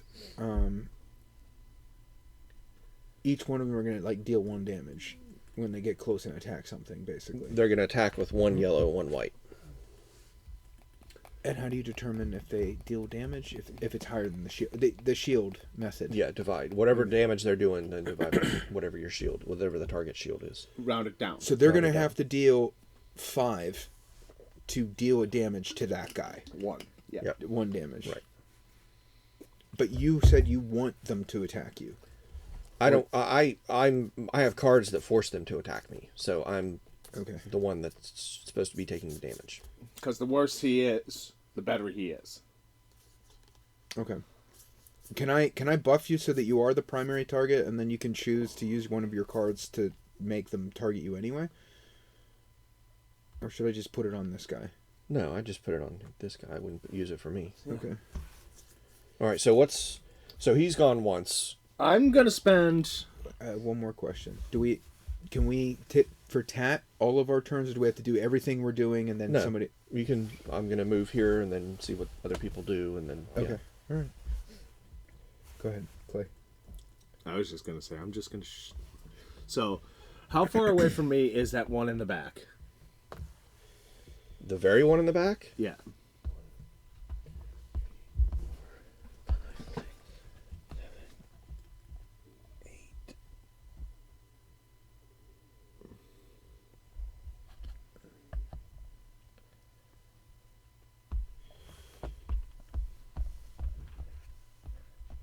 Ten.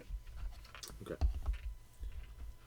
So, I will play short bow, which will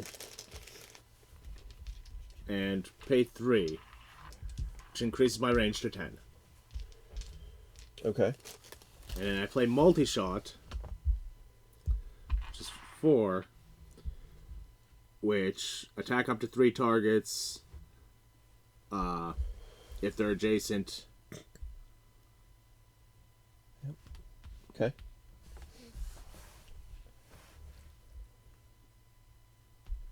If they're all adjacent to at least one other target, then I don't ignore the highest card. Okay. How many? Those also have 6 hit points. No, they have 1 life apiece. 1 life apiece. Okay, cool. So they're gonna die relatively easy. Yep, they only have 1 life.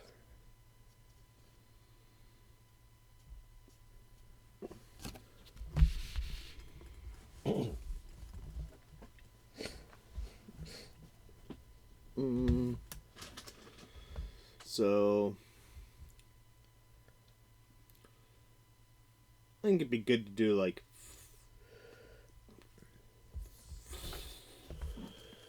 I'm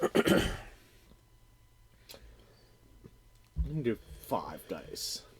1 yellow and 4 white. Okay. Okay.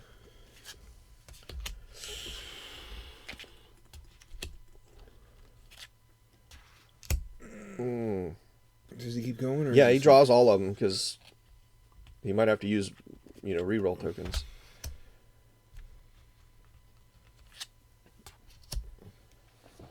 So if it were me, I'd use a reroll token to reroll that. Yeah, I'm gonna use reroll or on redraw the yellow. on the yellow.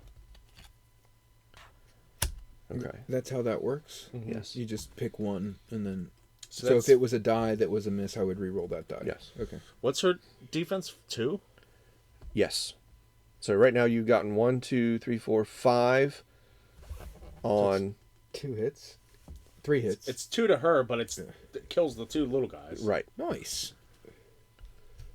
If that's I'm fine with that if you guys are. Yeah. Yeah. Yeah, I think that's good. and you used 1 reroll token. Yeah. Okay. Good job. Which one were you targeting? Her? Her, Okay. and then Yeah. there was adjacent It was things. 3. I target 3. Right. and your closest to her is Her head. her head, so that's the front, and you did 2 to her head, right? Yep. So that drops down to A 4. a 4. Okay. And there's no reaction because Uh, it's only when the dice... When it Goes gets away. Yes, Okay. correct. And that's something that says on the card around here, or that's just like a No, known... that's the rules. wait, there's a reaction when what? If we break a dice, when a dice goes away, Okay. she has a reaction. Usually affects whoever did that. All Did right. somebody take... Yeah, they did. I took 1 of your tokens. Yes. And did you use an animus for that? He used all of his animus for that. Yeah. Oh, it goes from here to here. Yes. Yeah. Okay. I just don't worry about that because I regen it all. Right. Are we gonna use his other animus to move him 4 somewhere? Probably. If you want to move him closer, that's fine. I would prefer that he stays within 3 of wherever I'm going to end up moving to. I was gonna move him 1. Where is it? 1. Where are you going to move?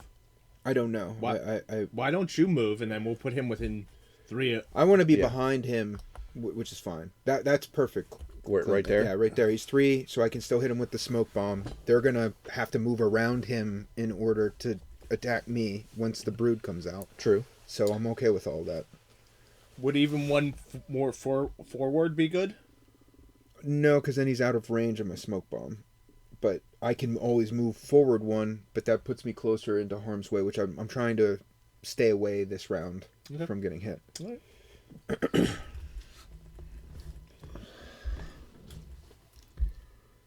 Basically, just so you guys know, of my character, this is not going to be a surprise to you.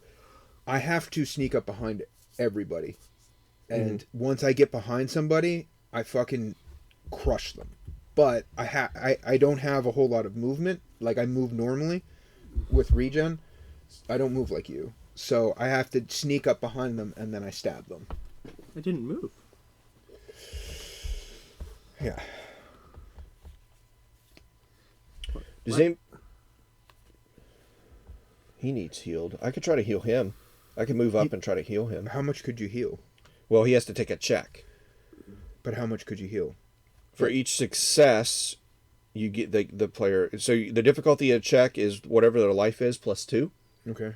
And so his difficulty would be 6, and then for each success they gain 1 health. Success but meaning, I lose a health. Ugh. But success meaning you go through the action once and then you re-roll everything and that's another success, or No, above the success. above the success criteria. Yeah. Okay. But it causes me to lose health, so I don't know if I want to do that just yet. I might just want to move into position and wait for her to come into me. You think? Can you use a card? Yes.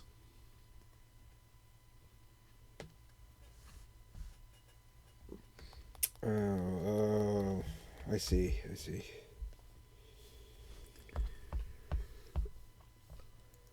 Oh no, I can move.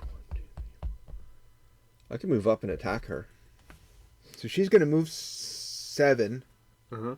or she's going to stay right there. or right there because it's just moving towards the attack, wherever the attack is. Right. And then she moves like off in a different direction here? Like, Yes. Just randomly? Yes. Kind of. What the card says. Okay. Which is southeast. Right. So I should be anticipating that, essentially. Yes. Okay, so where are you going to end? I might move 1, 2, 3, 4, 5 here and then just attack her. Okay. In which case, she would end where? If she's moving southeast. Oh wait, no, I can't attack. 1, 2, 3. Okay. She's over there Cost me somewhere. 5. And was there a reason to move this guy further up here, Clint? You said not to. Yeah, you said not But to. was there one? He had 1 move left. Yes. But what? Just get him does it matter? closer to the fight. Because I can. Yeah, I don't. If this guy's moving this way, I have to move over anyway. Get in there.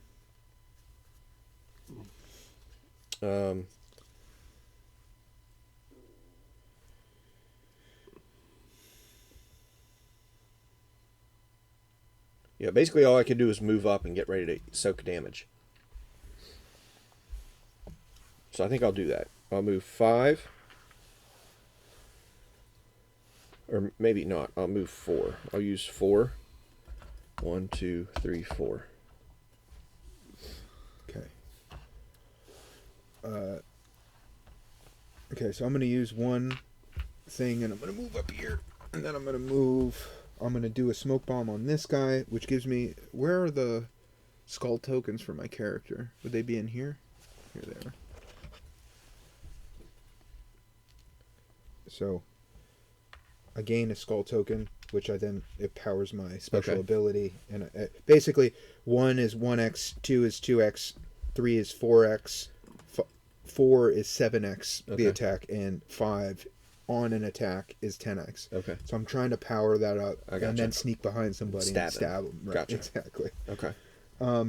Okay, so because I use the smoke bomb, it goes here next to my card, right? Mm-hmm. He cannot be the primary of any enemy, primary target of any enemy attacks This round. any enemy this phase, just any enemy. Okay. This round. So I've used one animus to move. I've gained this. Let me see that card real quick. Oh, you would wait and play that until the enemy decides to target him, which it may not. Okay. It's an interrupt. I'm trying to. It's interrupt. How do you know if it's an interrupt? It's got the hand symbol. Yep. Okay.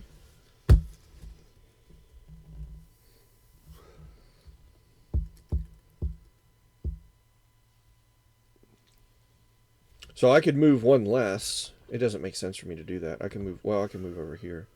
I was here, right? 1, 2, 3. Yeah, I still move one less. Or no, it's here. Yeah. Yeah. That way he'll choose to target him, and then you can play your card. Okay. I was here. Well, I could start here. 1, 2, 3, 4. I'll stay there, Okay. and that means I move. Which way are you facing? I'm gonna face the guy. Face towards him? Okay. Hold on. Actually, face away from them? No, why would you want to face away from him? Because if people come in my rear, I can do stuff. Come in your rear? I don't think that's your rear. If in adjacent target's rear. Let me. I think it's if you're in their rear arc, not if they're in If your you're rear adjacent and in their rear arc. arc. Yeah. Before you target me from its rear. You want to be in their rear arc, not the other way around. Right. John really wants something behind him. Yeah. Apparently. Bow chicka wow wow. All right, I'm done with what I was going to do. He's done. So it's up to John, if John's done.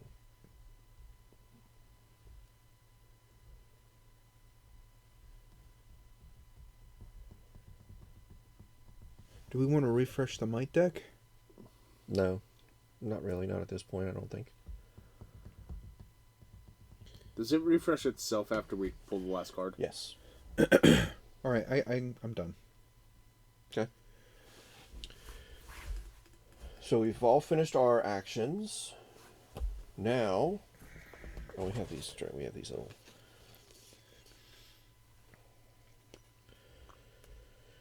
Encounter phase. All right, we do the top of this. So what's it say? 3 guys come out. Okay, and they come out behind him.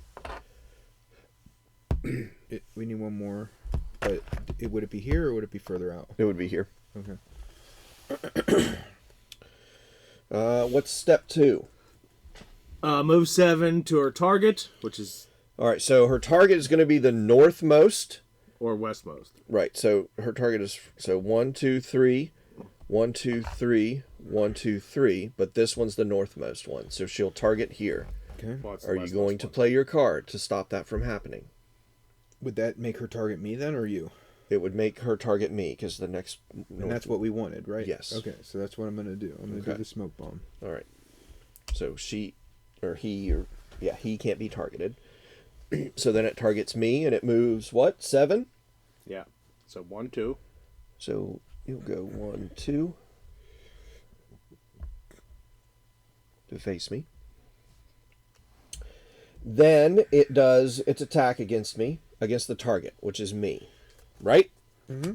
And it is doing 2 reds and 3 yellows.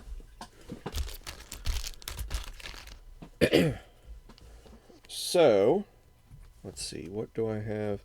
So, I decide if I want to play any cards to modify my defense. Yeah. And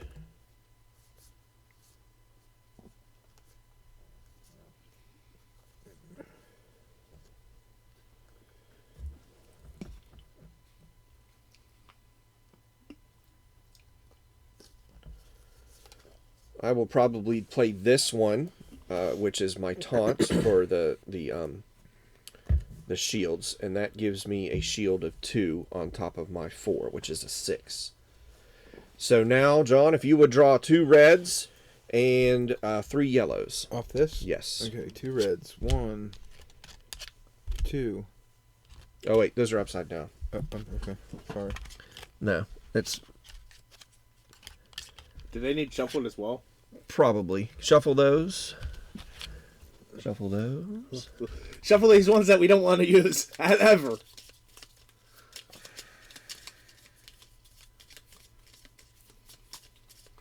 And those in there upside down.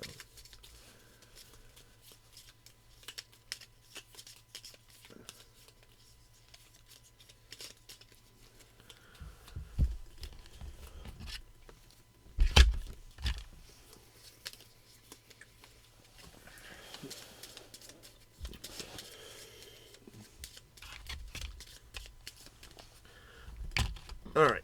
We need 2 reds Jesus. Why'd you do that? And 3 yellows? and 3 yellows. So the total is 7 and 5. Does that mean that they draw again? No, That's they 12. never crit. That's Okay. 12.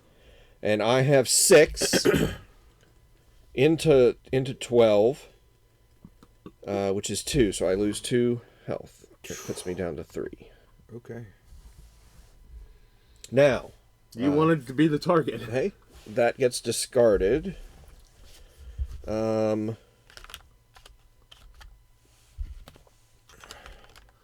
going to play my Revenge, which is an interrupt. After you lose any health from an attack by an adjacent enemy, make the same or another adjacent enemy lose 1 health. And this goes into my 1 section. So his head will lose 1 health. Or her head will lose 1 health. Do I have... As just an instant Yes. effect? Okay. It's an interrupt. It had the hand. And it's 0 animus cost. What happens if you do higher than the dice total? Does it go to the next dice? No, it's just lost. Extra is lost. Okay. All right, and then what's he do? She moves 3 southeast. southeast. So So 1, 2, 3. Can she stand on top of obstacles? she destroys it. Oh, That's good to know. really? That's terrible. That ruined everything that I was planning on. I didn't know she could do that. She can destroy things. So yeah, if she ends her movement on something, it gets destroyed. Similarly, knockback. If you have a knockback ability, you knock something back. It has to move back the amount that it's knocked back.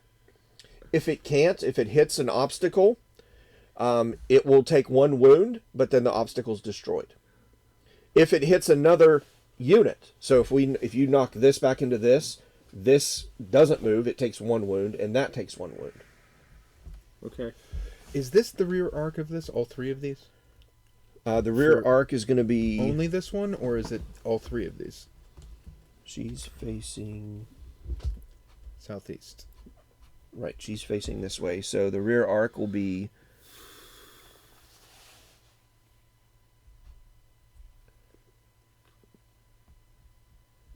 Yeah, front arc. So if this is the front, then this is the back. So it's like out from there and out from here.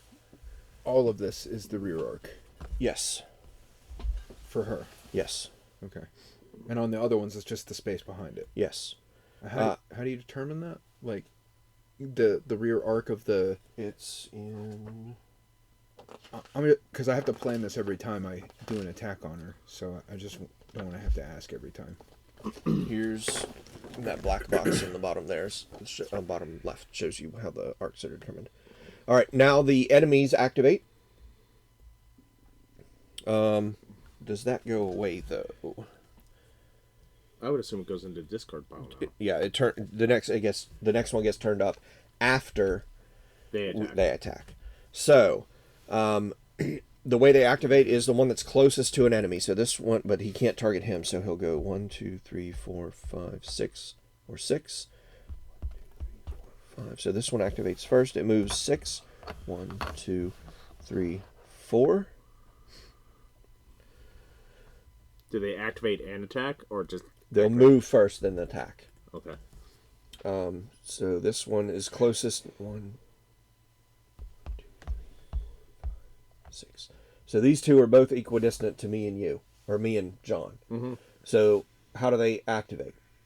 Northwest. Right. So the northwest one goes first. It has 2 choices. It'll go here first. So why does this one not activate? It'll activate last, because these two are closer. Okay. Right? Or is this one? 1, 2, 3, 4, 5. Oh, they're all 3. Yep. So this one will actually activate first. Okay. And it's just going to move in a straight line. 5, but it targets me because I'm in the northmost hex. Mm-hmm. Then this one will activate. Now, we got a different choice now, though, because It's got to move all the way around to get to me, but it'll get to him first. So it'll just go 1, 2, 3, 4, 5. And exhaust, or No, it's going to attack. It'll attack. Now this one.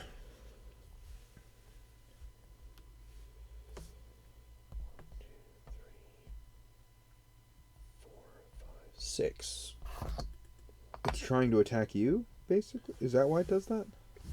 Or why is it moving around? Because it's the shortest path to get around to me and you, around this side, versus having to go all the way around this rat. But because the smoke bomb makes him not Right. being attacked. Okay. He can't be a primary target. All right, so these two are targeting me. This one's targeting you. Because these are... Is that one targeting this guy? This one? No, he's looking this way. So he won't target anything. He's not Even- attacking anything. He can't reach anything because he 'cause can't be a primary target. Okay. And if I have an interrupt card where before an enemy selects a target, you cannot be the primary target of that enemy if you are in its rear arc. No, I guess I'm not in the You're rear not in its rear arc. Okay. All right, so these two attack me. Because they're a mob, it just one attack. Okay. So I need 2 yellows and 2 whites. Oh, wait. I need to determine if I'm going to play a card to stop it. 4.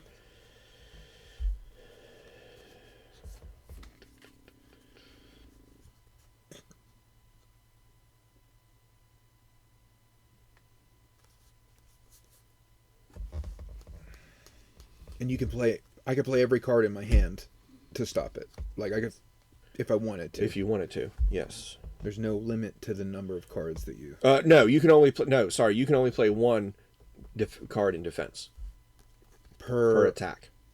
Which means you could play 2. No, I'm just trying to they're, figure out. They're mob because they have the mob keyword, so Yeah. they both attack at the same time. So it's Okay. 1 attack. It's 1 attack. Um, However, if this was also attacking you and this was a mob, you would be able to do 1 card for the mob and 1 card for the big guy if it was a separate attack. a separate, Yes. separate attack.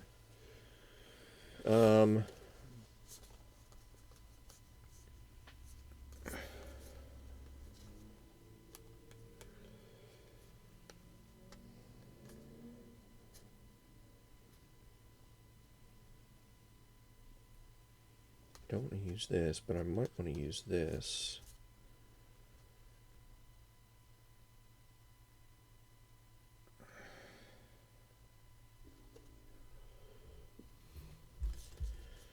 I'll drop this in the 1 spot.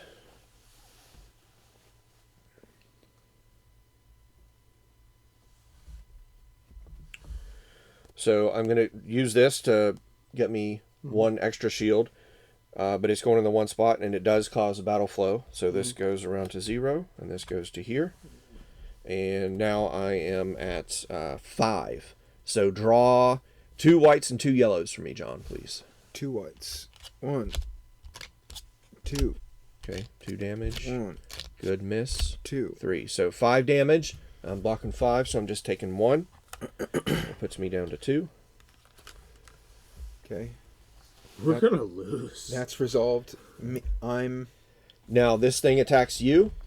And then I'm going to shield with this, which is a 3, so it's a total of 5 shield. Okay. And that cycles this Okay. around like that, if I'm playing All right. correctly. Yep. And you get 1 white and 1 yellow. 1 white and 1 yellow. It misses him. No damage. Not the time to miss, All right. but And then that finishes their turn. We flip the next one face up, so we know what we're getting into. I don't want to do it. Oh, that doesn't look like any fun at all. Release the brood. Move forward to her target. Turn to face directly away from her target. Cone. Range 3 knockback. This cone comes from her rear hex. So she's turning around and She's using her tail to whapping attack. us with a tail. So we don't want to end up. Behind her. Yeah. So she. Well, we do want to end up behind her because then she's going to turn around. You cannot be the primary target of the enemy if you are in its rear arc. Primary target. Right. That doesn't mean that I can't be a secondary target. Right. Meaning, and those are all secondary targets. Those are the secondary primary target is the one she's running up to, turning around to, and trying to blast. So let me just... If I'm the closest one, which would be the primary target, in an attack like that, it would go to find a different primary target, but I would still be in the secondary blast. If you're in the cone. Even if I was the primary, it would. So like if she comes in, I'm the primary, and I use my card saying that I can't be the primary. Right.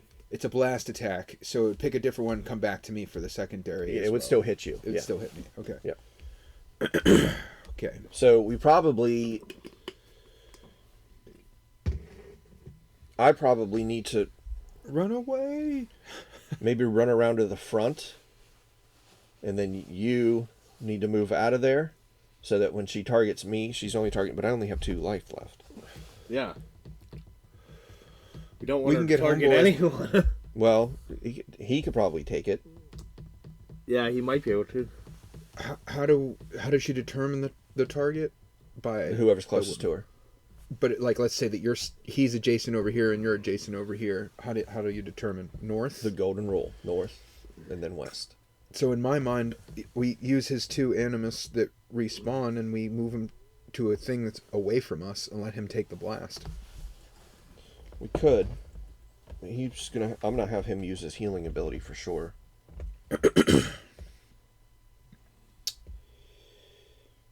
On you? Well, it's oh yeah, a friendly character within range 3. It's gonna have to be. I'm down to 2 life left. Yeah. We need to get you healed up. Okay. All right, so refresh phase. Animus, regen your animus. Yeah. So now I have all my animus.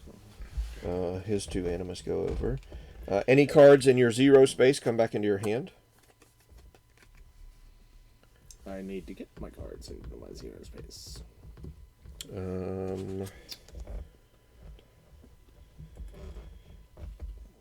All cards rotate by 1 as well. Oh, cool. That's good news. John. They all rotate by 1? Yep. Okay.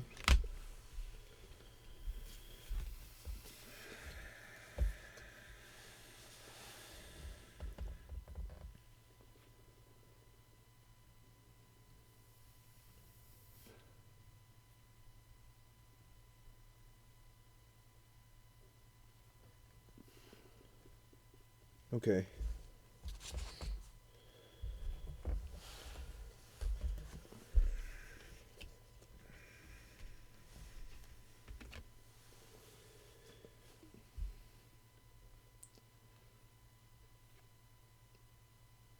All right, first, I'm going to go with him. Yeah. Clint, do you want me to make sure that you don't get attacked with my smoke bomb? I can try to cycle it into my hand to make sure that you don't get hit. Just to give you some space between the next onslaught. Wait, if I play this as a attack card, does that mean I regen?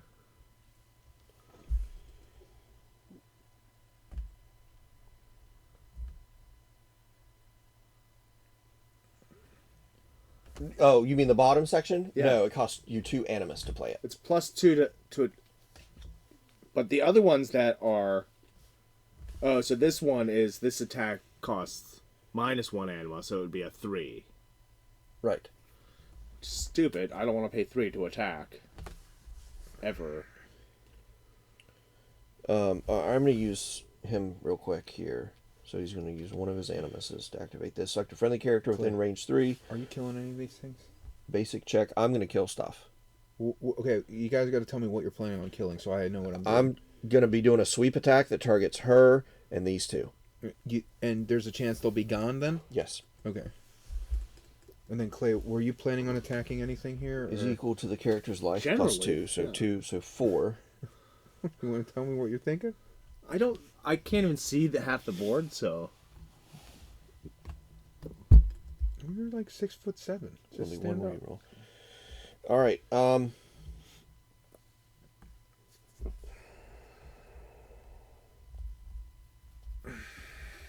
is 4.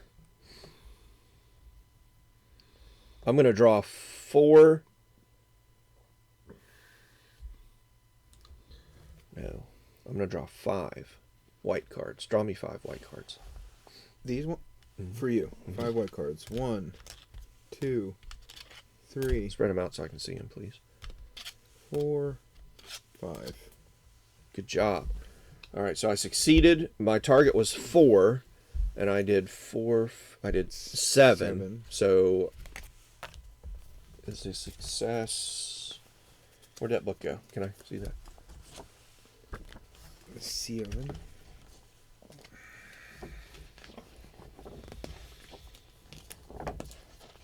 How they determine successes.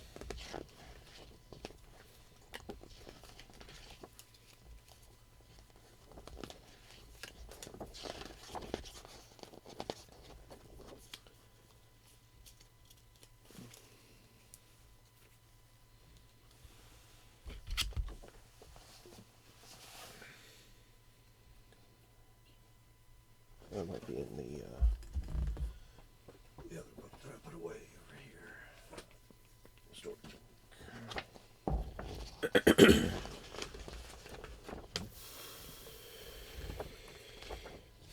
Checks. 3. For each success gain, when you get the following successes based on your.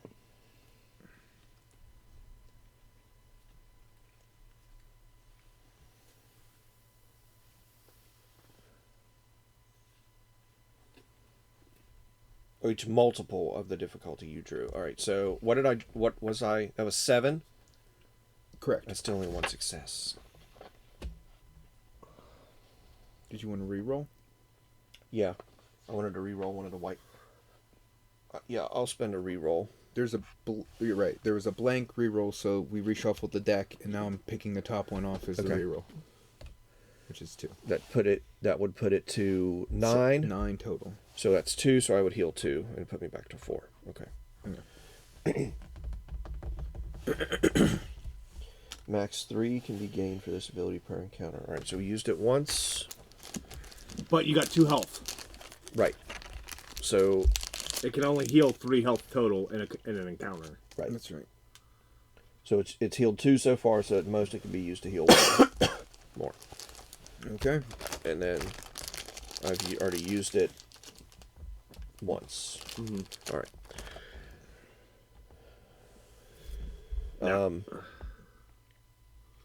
I can have him attack one of these 2. We wanted him to move, remember? Okay. You're killing 2? I'm potentially killing these 2 and damaging her. Okay, do that. Do that first? We'll do that now. And then you'll determine what you're doing, is what you're saying. Yeah. Okay. I spend 4 animus to play sweep. And its area effect with me standing in the middle and my front arc. This attack targets up to 3 adjacent hexes in your front arc.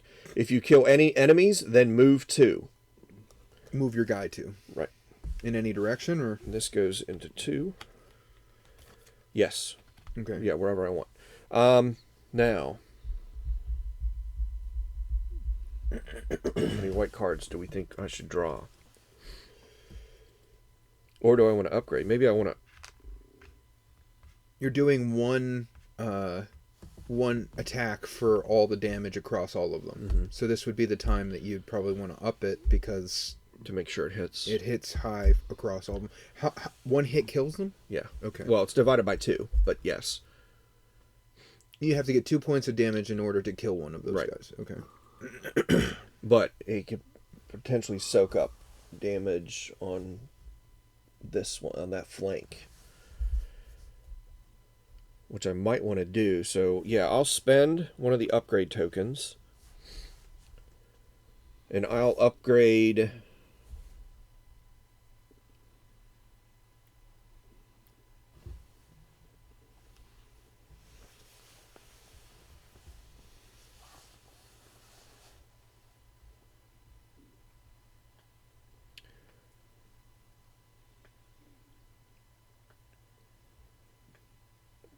Do I want to draw 4 or 5? I've got 3 reroll tokens. Let's draw 5. Okay. 3 yellows, 2 whites.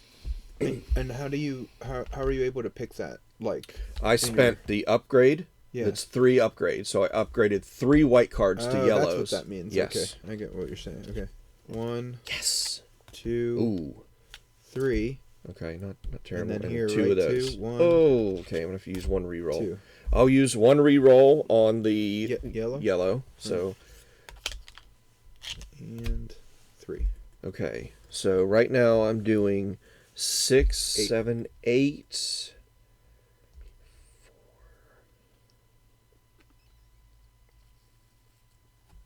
Yeah, that's 4. I think I'll take it. Yeah, I was trying to get rid of that dice completely, but I'd have to. Because you're on the flank. Yeah, The- I'd have to do a lot more damage, and that's what I have you guys for. So I'll go with that. So I'm doing a total of 8 damage. So that's okay. So 8 divided by 2 is enough to kill him. Mm-hmm. 8 divided by 2 is enough to kill him. Now, hold on 1 second. After an adjacent enemy draws damage. After an adjacent enemy draws damage. Forcing them to redraw any 2 cards. That's the enemy is drawing damage. When they're drawing attacking. damage. That's when they're attacking you. Me. Or one of us. And you're adjacent to them. It attacked me before It did. in the thing. So that's when I would have used that. That's when you would have used that to stop them, to force them to redraw 2 cards. But they drew 2 misses, so you wouldn't have done that. But doesn't the misses give me a thing? Isn't that like the point of that card? On the redraws. Yeah. Right, but you already had 2 misses. You would only want to use that when they're numbers Okay. coming at you or coming at us. And then she takes 4 because it's 8 divided by 2, which is 4. So her on the right, is that left or on right? That's Right. left flank. Yeah, that one goes down by 4, so it's down to 2. Holy cow. Mm-hmm. Way to go. Okay, so you killed the 2 little guys. Did I crit? No, I didn't crit any of those. We're not crits. Okay. Are those the ones that have crits on them? Or are we using the wrong cards? Yeah, they don't have crits, so I might be doing it backwards. Let me look. I'm just going to look. These have crits. I drew a crit on They this. do. Yeah. Does these have crits? I don't think they do. I don't think they did. Yeah, they do. They do. Yep. Well, there was a crit in here. Yeah. That's right. Yeah. There's a crit. That's right. But Apparently these are both the enemies, or they're It doesn't matter. We just Okay. pick one. They're both. Okay. Just keep them separate. But the enemies never crit. Okay. So, I will move 2 for 1. Oh, I could have moved 2 because I killed. So let me finish that first. Where would it be beneficial for me to move? Behind him? Behind her?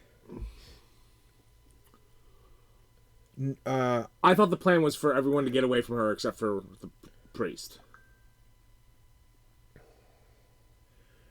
I'm going to I'm going to move to her rear flank and stab her, Okay. and then probably run away Okay. further beyond this guy, Okay. where he ends.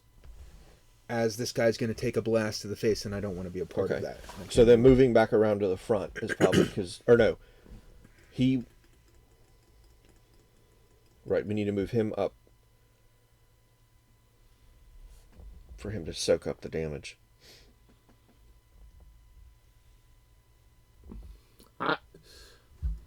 I would like to get away from that arc, but if I can't, I can't. Right, so if he moves 1, 2, 3 here, she's basically gonna turn. Yeah, she's Going to turn around to them. yeah, And blast. so we need to be on over here. Basically, is that how we're gonna try to position her? Well, I was actually going to go that way, Okay. to the west. What's Okay. her movement beyond this, or does she just stay? She moves 4 to the target. But and then beyond doing the blast out the back, there's no like additional movement. No, That's it what doesn't. No, it doesn't she causes knockback. It's, okay.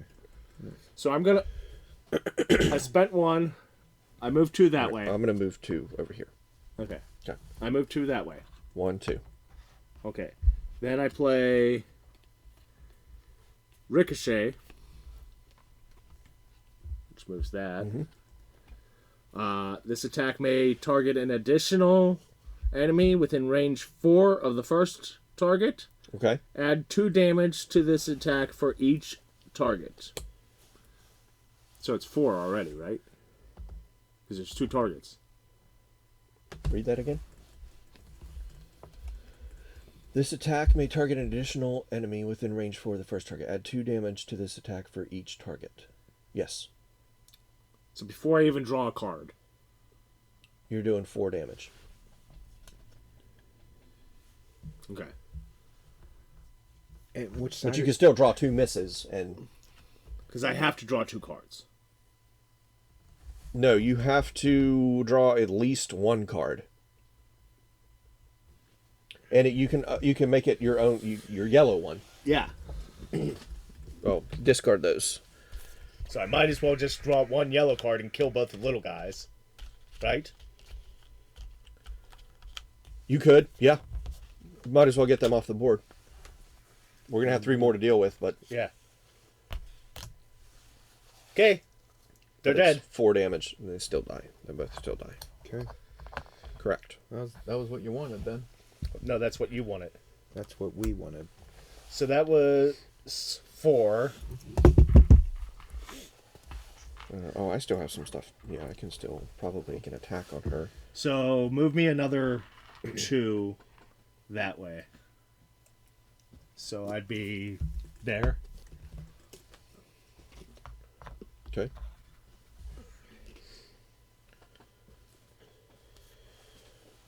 Is this rear arc, or is this? Or are they both rear arc, or just this one?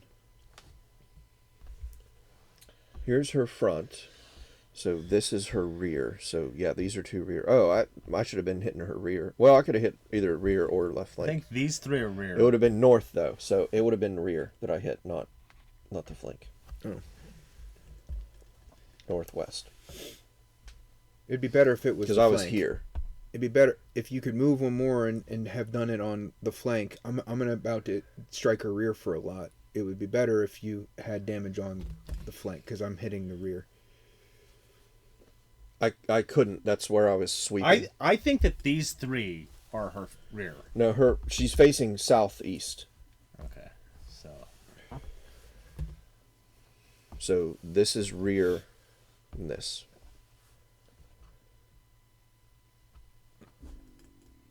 And I'm technically adjacent to both, but when I'm forced to target the north. Yep. He's right. I'm sorry. So that on screwed you 2 up. separate, on 2 separate attacks, how does this work? So if I'm The first one would be rear. and the second one will be core.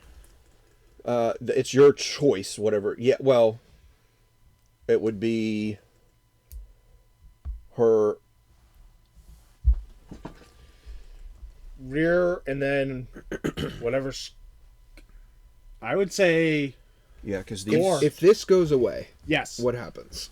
You attack the core, but you're still from the But rear. not arc. automatically and on a separate attack, right? Like if I do 8 damage on the rear when it's 2, it just takes 2, and takes the rest 2 of out. it's lost. Rest of it's lost. Then if I attack a separate time, I'm attacking the core if I'm in the rear. Is it?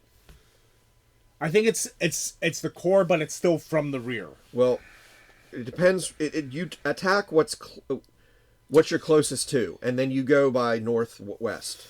But So For the it purposes of depends his where you are when you attack. Well, okay, so if I'm doing a ranged attack of throwing daggers, am I hitting 2 sides of her? No, it's 2 different enemies. Okay. How do I determine what I get where I'm attacking on her with a ranged attack where I could attack any number of different So places? this is her rear. Here's 1. That's the rear, and you're 2 away from it. And then these 2 are both the flanks, and you're still 2 away from that. But you would target the rear first because it's northmost target. I don't get to choose? No. no. It's 2 things. What do you mean it's 2 things? It's a ranged attack. Targeting 2 different enemies. That's only 1 enemy. There's only 1 enemy on the board at the moment.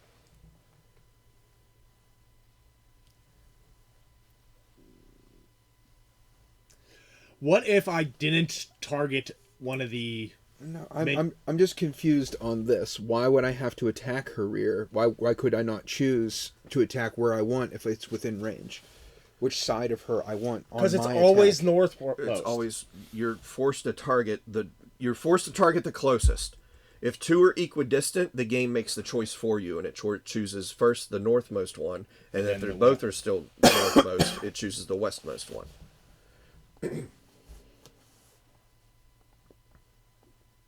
So if I move over here, then I will hit the flank because that'll be the closest. No, point. you're going to hit the flank. Right, yes. If you move here first, then you will flank because you'll be closest to the flank. Now, with that said, since he is doing a ranged attack, you could have, on the previous one, or I could have left one of the minions out there, and then you would have a second target to attack, and I could have used my 4 damage on her flank. Right. I agree, but we don't. When I try to coordinate with you, you shut it down whenever I'm talking to you. I thought you wanted me to kill them. I wanted to know what you were thinking, so we could coordinate. Anyway. I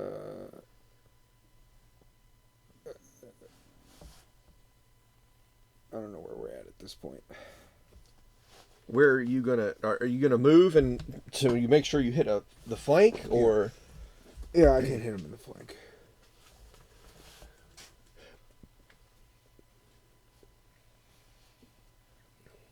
I mean, the one's only doing. What is an attack? The thing.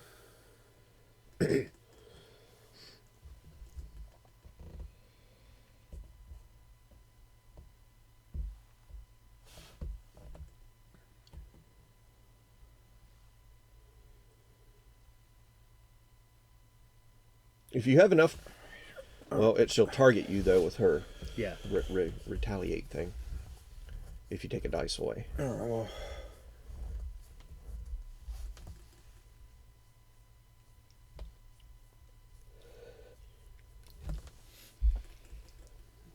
And do we know what that retaliation is? Am I allowed to know what it is prior to it happening, or?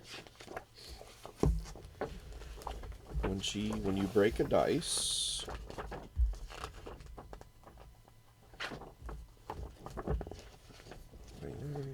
Here we go. Check the encounter special rules board to see if the encounter stage changes. Stage 2 triggers when the board. I can't see what this says. When the brood mother loses 2 dice, she will only have lost 1, so it doesn't go to the next encounter. If the stage the stage is not changing. Whether or not the stage changes, draw and resolve all steps of the top card of the stage deck with the character who broke the location as the target of the broken enemy.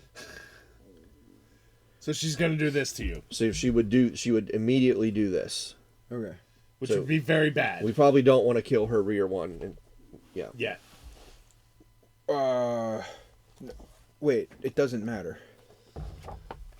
I thought you said it was only the second dice. No, every time you remove a dice, you draw the top card and resolve it. It doesn't go. These are the stage 1 cards. It doesn't move to stage 2 cards until the second dice is removed.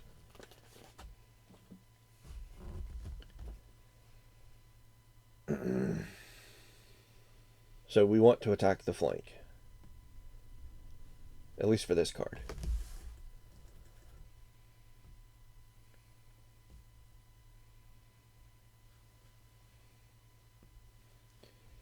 Wait a sec. So I'm just back there and she does an explosion. It doesn't hit anybody but me.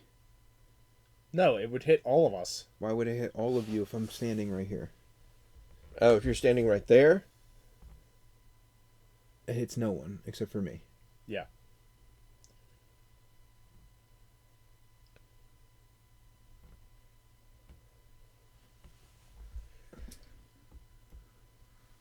Right? And then if she cannot target me as the primary target, I wouldn't be the secondary target either because there is no secondary target. He would be the secondary target. No, because he's not within range of that attack. Yeah, he's right next to her. He's adjacent. If you're here and the attack goes,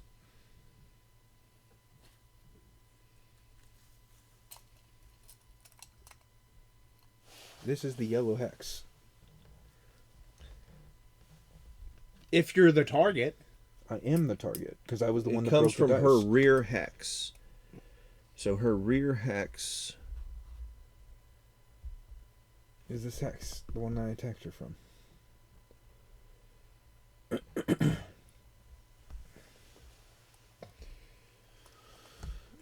right. It would. Well, she would probably rearrange. She's going to rearrange. So she's either going to move here or she's going to move over one. She'd probably move over here because it's north. So her rear hex will be here, and she would.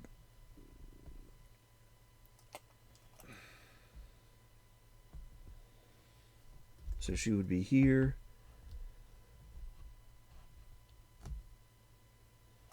And she would hit this way. So, yes, I would be hit. Or you would be hit. He would be hit for sure. Maybe. I don't think. 1, 2, 3. I don't think so. 3. 1.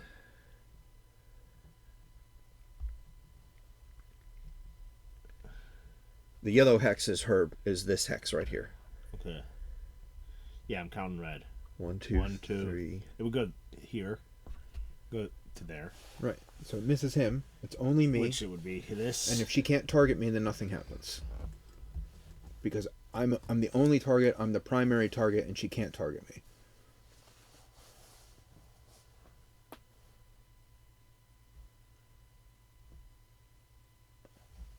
There you go. I don't understand what you're. Are you saying? She cannot. If I'm in her rear, I cannot be the primary target. And if I'm the only target and the primary target, there is no secondary target, then she can't hit me.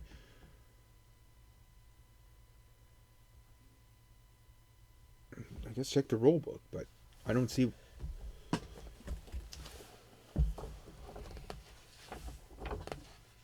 You cannot be the primary target of that enemy if you are in its rear arc. That is what it says on the card.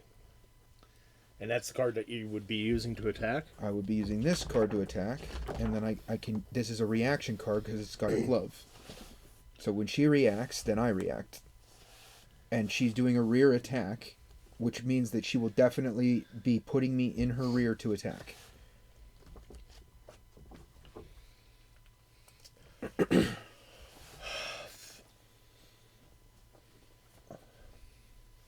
As the target of the broken enemy. This is known as a reaction. This target overrides any targeting on the special rule board and stage card. Okay, that doesn't mean anything here. Page 19.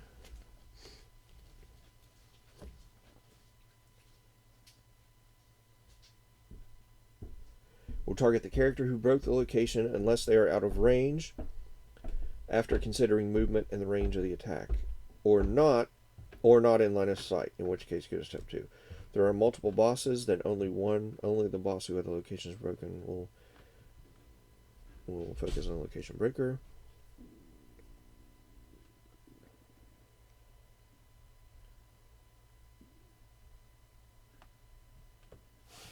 If there are no valid targets, the enemy will move as far as they can toward the closest Oathsworn,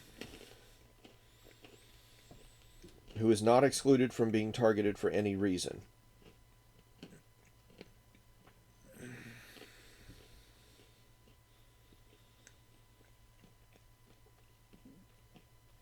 If there are no valid targets, the enemy will move as far as they can towards the closest Oathsworn, whether they are in line of sight or not, who is not excluded from being targeted for any reason.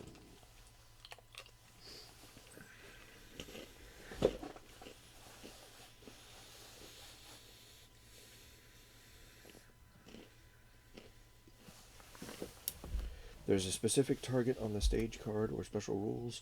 Choose that target unless they are out of range, in which case go to step 3. If there is no target listed or the specified reaction target is not in range, The closest Oathsworn in line of sight that the enemy can reach is the target. So she'll just switch targets. Okay. And what is she hitting? She's hitting her normal thing here? Yes.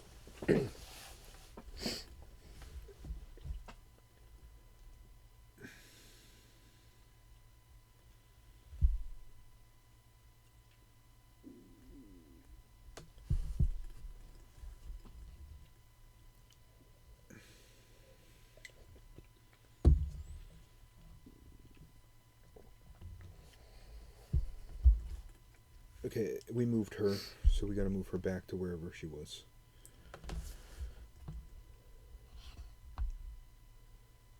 I was like one away from her back. Yep. That's where she was. Okay. Sure she wasn't back one? Wasn't she like here? No. Or something like She that? was right. I was right adjacent to her. She was right there.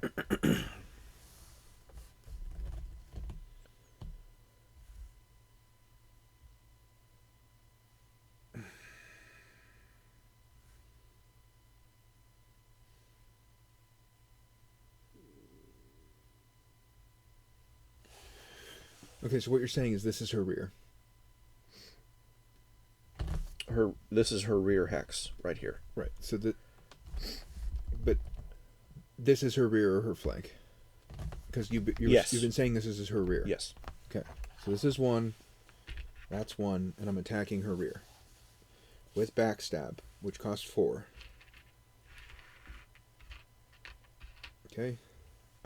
Which is a +5 damage and gain 1 thing. On her rear, which is 2.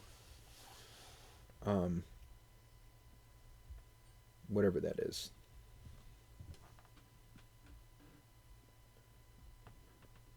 Why are you attacking her rear?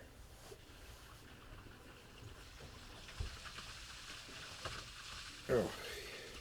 Because that's going to force her to do this. We don't want her to do that. We want to control how this goes out.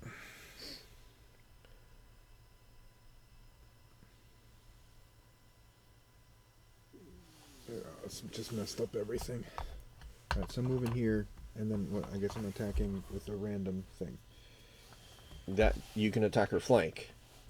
Okay, I'll attack her flank.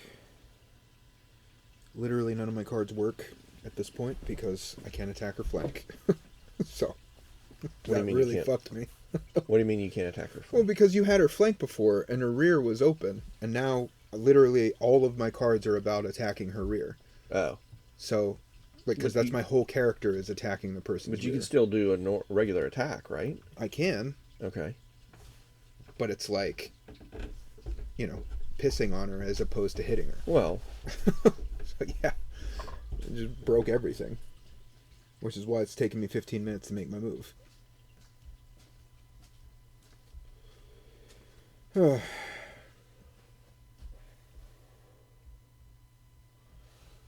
I can't cycle any of my cards because I can't attack her rear. I can't, At this point, I'd rather just kind of hit her rear and see what happens. Just let her hit me in the face. Because she'll hit all of us in the face. She hit me because I'll be in the rear. And I won't do that other thing. You would have to move all the way over here. He moved. You moved her before, and we just played that whole Yeah, thing you- out you where were it standing- doesn't, where he- it doesn't, that doesn't work. He like was that. standing somewhere else. Yeah, but that's fine. No, if you move here, she'll target you as long as you let her, and then she'll just damage you with this thing.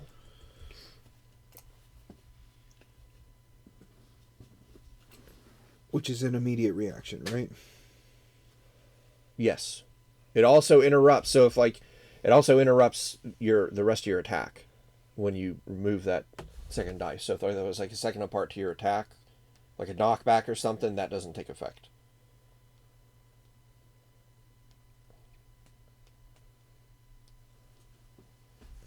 Yeah, I'll do that. We'll She see does what a happens. reaction. Okay, so there you go. I'm here. There's 3 to move there. And then I am doing 4. And I'll do a backstab. Okay. There you go. And that goes here, and then this cycles here. Yep. Okay. Now what's your backstab? I gain this, and it's plus 5 damage, and I'm going to choose 1. Plus 1 is 6, which is 2 damage on 2, or 3 damage on 2. Right. Which takes that out. Which breaks it. Okay. So...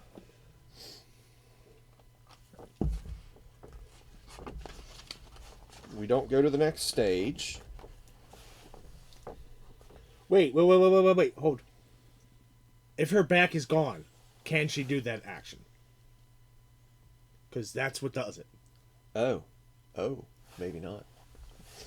Let's see. Let's see. The stage did not change.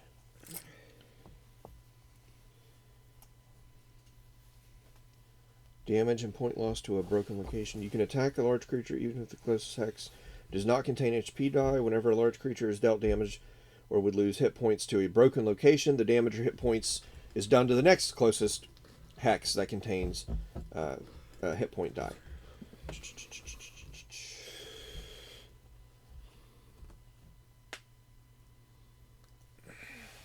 Any additional effects on your ability card or have any effects of the target take place? 2 or more locations broken simultaneously. If that location is broken, you still gain the benefit from attacking that location, even though the damage will be done to another location. Wait, did that just say that you can attack? You can still attack the rear. Yeah, you still attack the rear, and its damage just goes to the next closest location. Okay. On the map. On the map. So in this case, it'll be this because that'll be the left flank. Currently, Yeah, I think would be the most north. you can attack. But what about their abilities? Let's see here. That's going to be under the encounter phase, enemy movements, enemy attacks, broken attacks. Some enemy attacks depict a body part icon next to the attack icon. Yep. These match the body part icon shown on the encounter board and represent the front, rear, flank, and core. When an HB dice is removed from the encounter board, it may reveal a body part icon. If the icon on the enemy attack matches a revealed icon on the encounter board, then the attack is broken. Draw 1 less of the enemy's most powerful might cards. Okay. Okay. So we that's only at least draw good. we draw 1 less red. Okay. There you go. Okay. But she still attacks you. She still does this. So Okay, so what's she doing? She's doing she replenishes the brood first, so 1, 2. 1 there, and then 1 there. Yeah. Then she doesn't have to move. Why is she turning? Face him. She would move there, basically. I thought she's shitting on me with this. She is. She has first turn to move to face you. And then she turns her way around. Then she turns around. I really feel like this is the front. The arrow. Oh, okay. There's an arrow on the base. Yeah. It's Silly. range 3, knockback 2. So this is her. Since that's a cone, does it only target enemies?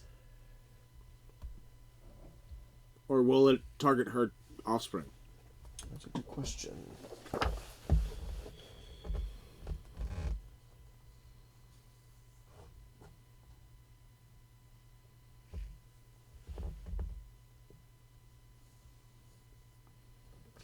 Adding new enemies. I'm sure there is an area of it. Here we go. Area of effect attacks.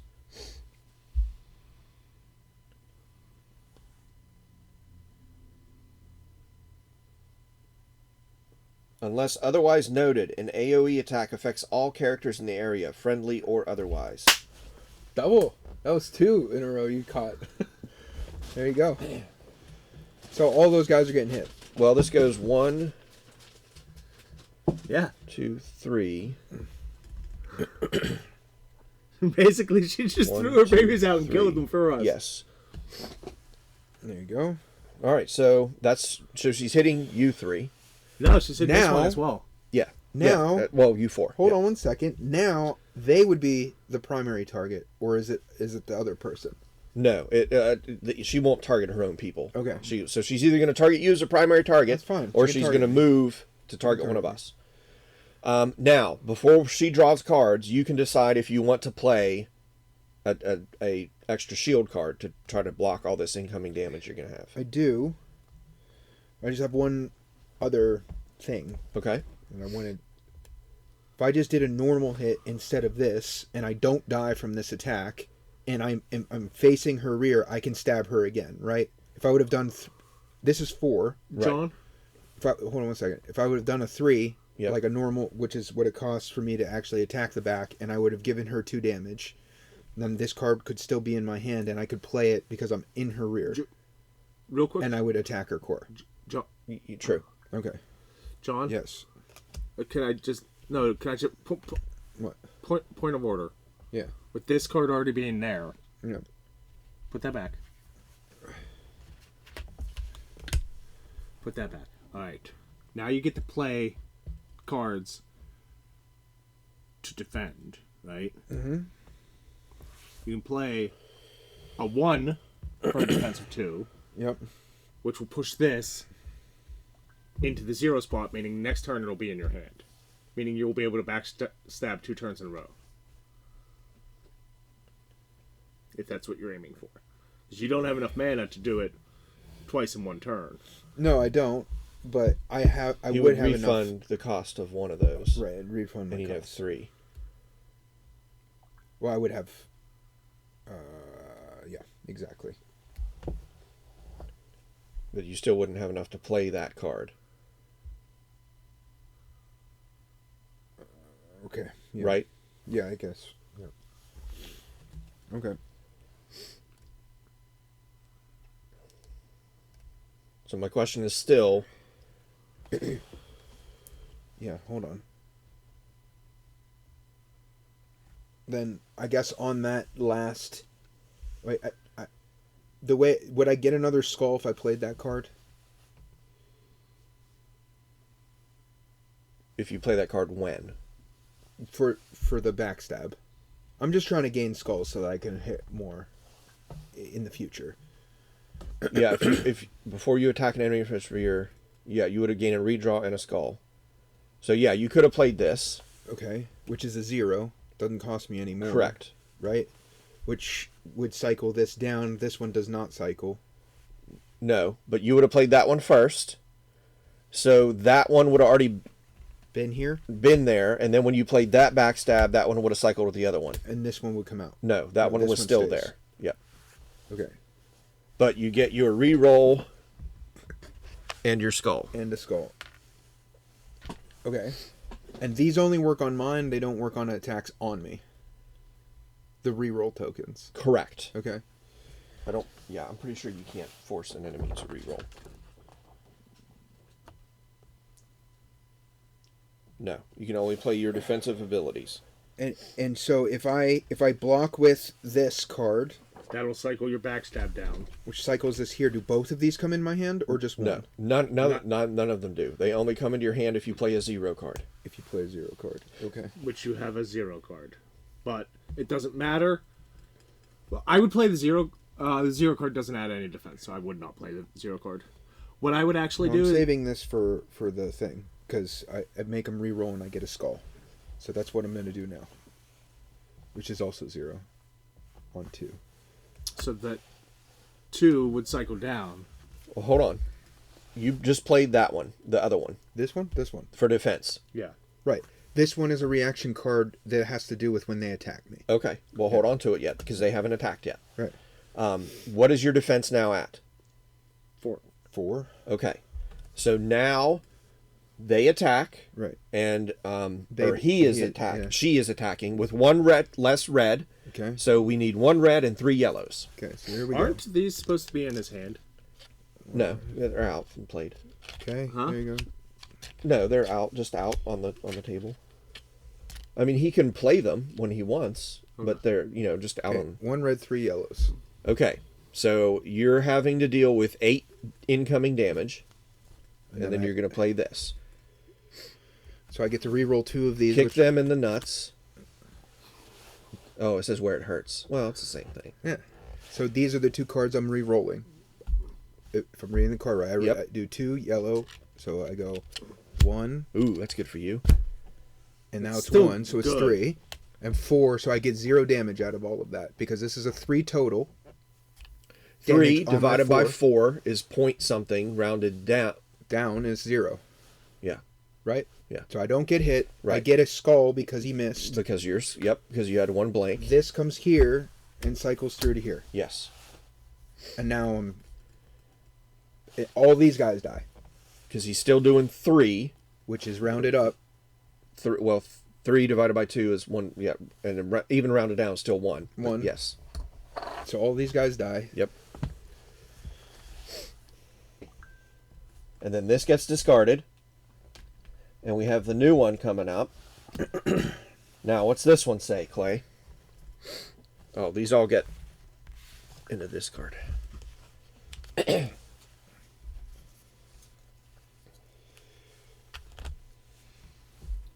Release the brood, move 7 to her target, bite.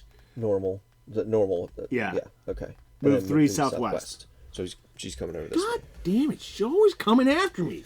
All right, I've still got 4 animus I could use, and then the cleric still has a turn before she activates and does all this stuff. So I have 2 animus as well. Not that that matters, but...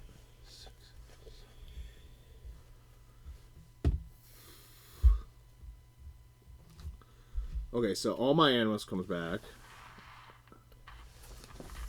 I get my bow back.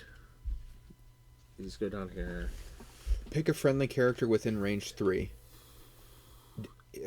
Meaning it's somebody else, not me, or it could also be me. it can also be you. I don't see Okay. why it couldn't Okay. not be you.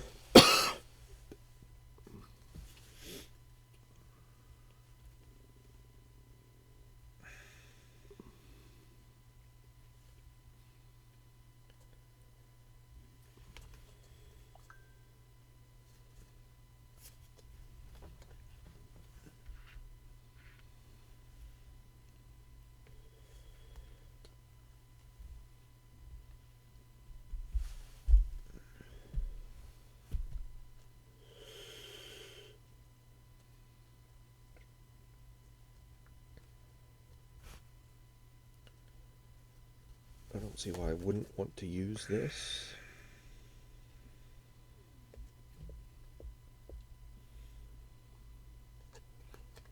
So I will do it.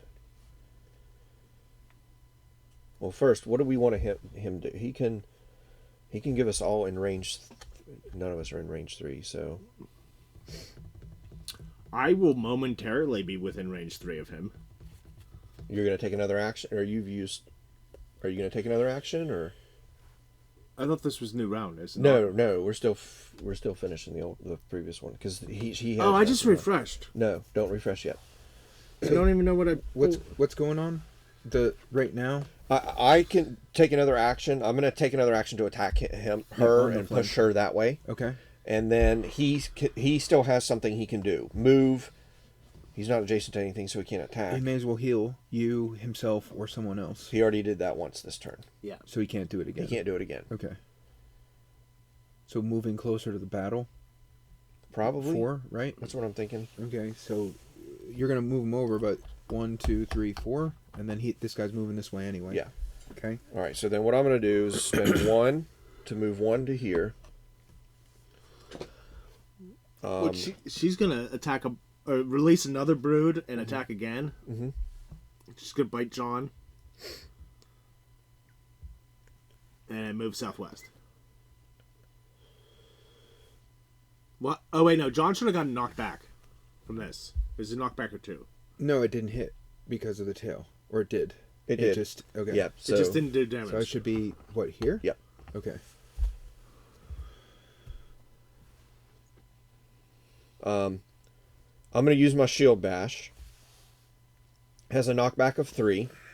If you have a shield, which I do, treat this as an unarmed attack, but gain 1 black die for each shield point you have on your shield. which is 1. So, and this is a 3, so that'll go there.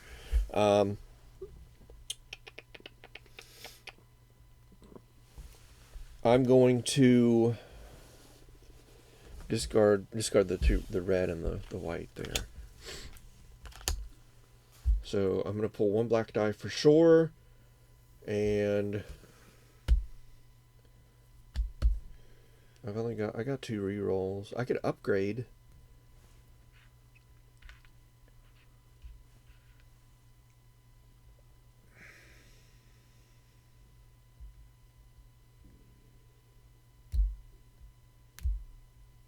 I could roll 2 whites and upgrade them both, or I could roll 3 whites.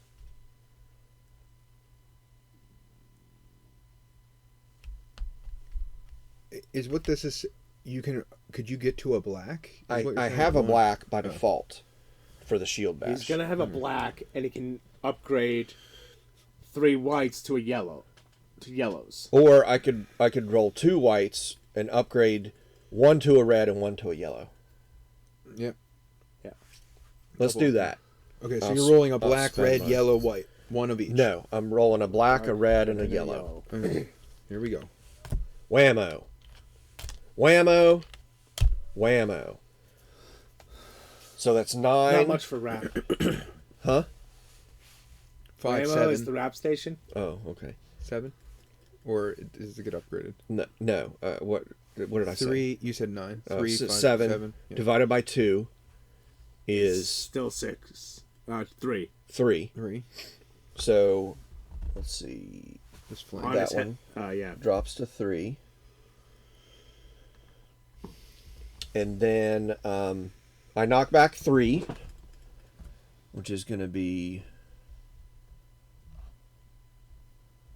Is it into Well, you this? see, I was hitting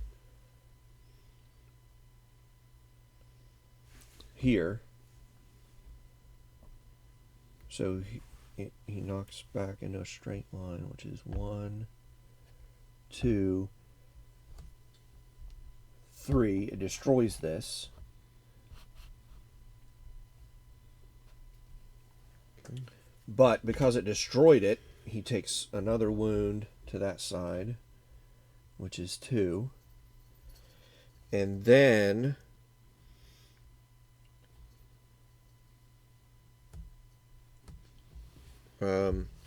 if the target collides with anything, I gain 1.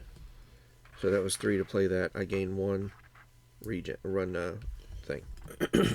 Okay. I have a 0 animus, or I have 2 animus left. Okay. If I want to battle cycle 1 card, that uses this card. Mm-hmm. If it's a 0 card, it goes on here. I get all of them back that are here. Yes. Okay. Which I just want to do. Use 1, and then I would have cycled 1 into my hand. Or I guess I can cycle this one in. Cycle that one, yeah, and then it would come into your hand. Into my hand. Because it does that before you play that card. Or I could cycle this one here, which Or no. then it would go this way, right? No, it plays that.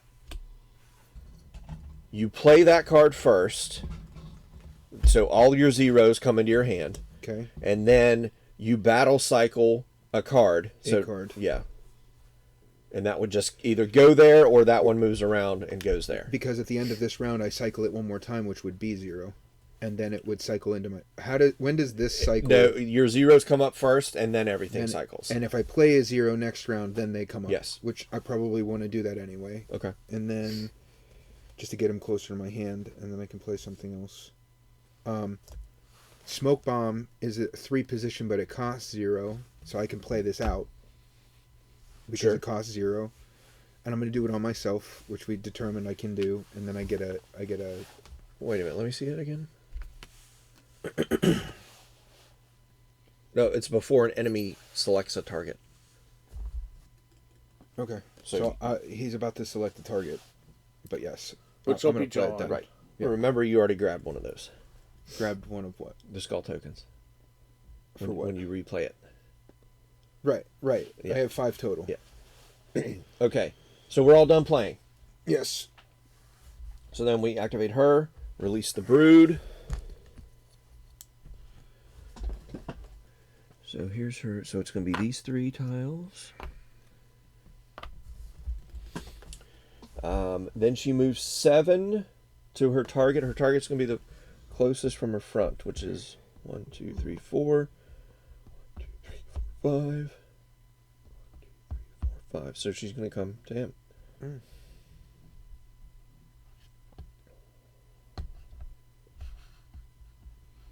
Like that. Or no, it would actually be, because she's going to choose the northernmost. So this is a good thing. She does push when she gets in here, which will just push this out of the way. And then she's like that. Okay. She's going to target that, and she's going to target him. And you can play that. She selects, what does it do for you? Pick a friendly character within range 3. They cannot be targeted by an enemy this phase, and I gain a smoked. And you're choosing yourself. I choose myself. So then she's drawn her full gambit against him. So we need get rid of that head. 2 reds and 3 yellows. Two reds And 3 yellows. 1, Oof. 2, Oof. 3, Oh no. 4, That's okay. 5. All right. So 9. -5 is 2. No, Minus- 9 divided by 2. Divided by 5. Is 2. Or I'm just rounded down, so it's 1. 1. Right. Okay. So he just loses 1. 3. Okay. And then move 3 southwest.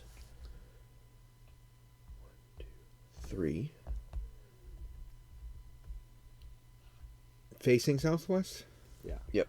Okay. She's turned her back on you, John. She always does. Now these fellas activate. And he's going to move 1 here. He's going to move... They one- can't target John. What is that for? Mm-hmm. What does it say, though? Pick. Any enemy this phase. Okay. So then they'll target him. Yep. 3, 4. Now 1, 2, 3, 4, 5, 6. 6. They can still get there. Okay. Now they're all going to mob him. So let's discard those and these. Or these.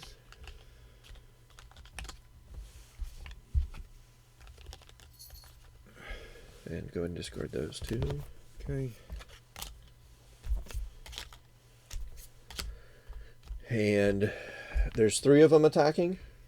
Yep. So we need 3 yellows and 3 whites. Yeah. Do you want to do them one at a time like this? Wait, No, that's one or... They all attack at the same time because they're a mob. What do you... Oh, sorry. Like this one. Yep.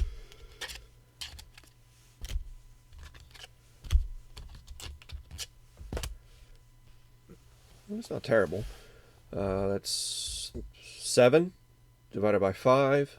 It's 1. It's still just 1. Down to 2. Oh, so they add their dice together. Yes, because they're a mob. They have the mob keyword, so they all attack as 1. Okay, so now we're resetting. Yes. Now you refresh. Okay. Remove your animus. Pull up your 0 cards. And then everything cycles 1 around.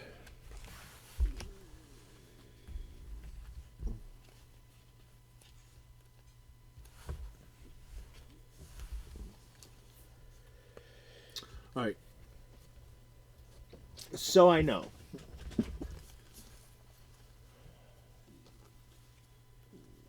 Where is his rear? Is this considered his rear? Yes, that hex. This hex right here is his rear. Her rear. So this hex would actually be closer if I was here. Yes. And it would be Because the it's flank. the north. Right. And that would be This one. that one.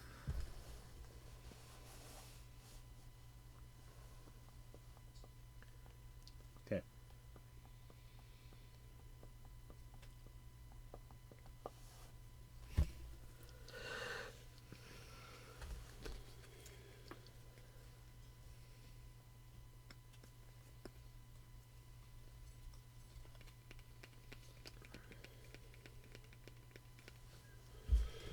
I'm thinking maybe... What does unarmed mean? They can't attack? Is that like an effect? It says unarmed, range 3. No, it means you're not using any of your weapons. Okay. So you don't get any... You I don't can't have... use this. Right. Because I'm not using a weapon. Right. Okay. But it also means, like, if he makes an unarmed attack, he has the yellow die. He gets 1 yellow die. For if he makes an unarmed, he doesn't get that yellow die or the card. Oh, so this is gone now, right? 'Cause she did Yes, that. correct. And then another one gets flipped, so we know what she's going to do. Oh. Release the brood with 1 extra rat. Ugh. Move northwest 3. 3. And then... And then And then... each rat gains 1 extra might card.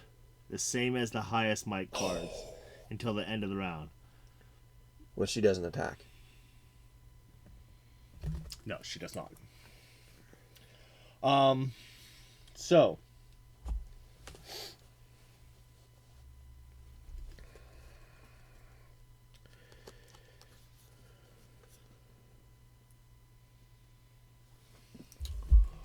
One, two, three, 4, 5, 6, 7.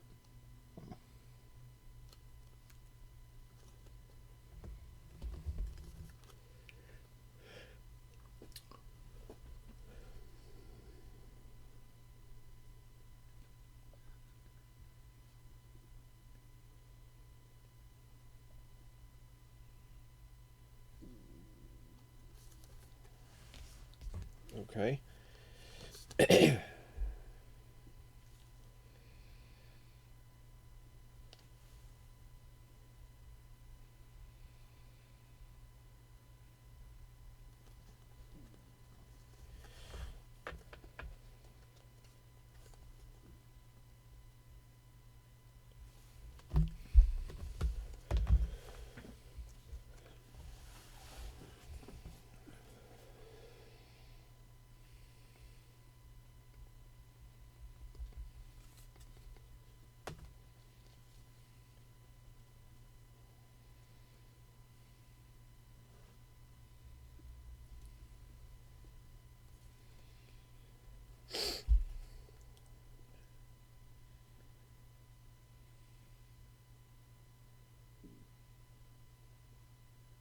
It's our turn? It's like our phase? Yeah. Okay. To decide... since we know she's going northwest, if I use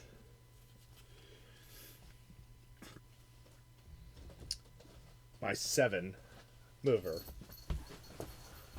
so I'll have to spend 1 to get next to the tree. And then 1, 2, 3, 4, 5, 6, 7. That's not far enough. I need to go 2 to get next to the tree. That'll be 5 points. I mean, I have to move 5 just to get up there. I can shoot her from there, but... Can you just shoot her from where you're standing? Because you can hit this flank. Because I can take out that thing. Because there's only 2 points of damage on it, and I'm standing right there. So I just literally just hit it. And I could do enough damage to take 2 points of damage off of that. What would then happen? What do we trigger at that point? Do we know? She would do this with you as the target, which really isn't anything. Right. She's It's just going to more reach. just her moving up. Right. She's going to move. There'll be 3 more rats, and then all of these rats will have the +1 to their. They would draw 2 yellow cards. Okay. and 1 white. Okay. And then we go to phase 2. So we go to the second. We discard any phase level 1 cards left. Okay. Do we want to do that right now?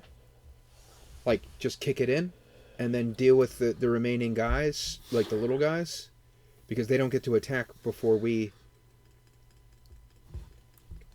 It's still our phase. Can you do damage to this side?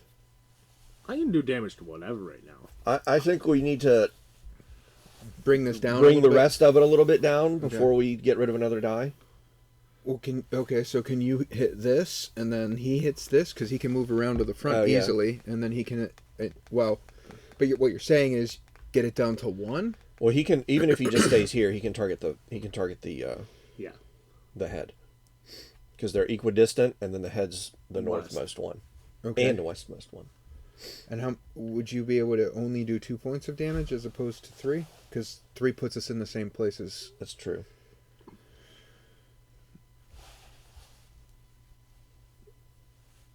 Why doesn't he just go all out on 6 and see how far he gets? And then Yeah. you can just clean up the back. Unless you have something. Are you more easily able to do multi-attack? Like, because 5 guys are going to pop out. So, Clint, you should go for the 6 flank. And then like, you go for this, bring it down. If he, I go for this, take it out. All the guys spawn, and then he starts killing multi-attack. I've got a multi-attack in here as well. Okay. if he moves up 3, how many away from me is he going to be? She's moving northwest. So she'll go 1, 2, 3. So she'll be here. So her closest are going to be these 2 to you, which is 1, 2, 3, 4 away from you. 4 away from me. And you would have line of sight to her rear, but not her flank, because it would go through this. So you could only target her rear, which she doesn't have, which means you could assign the damage to The core? the core or the either flank.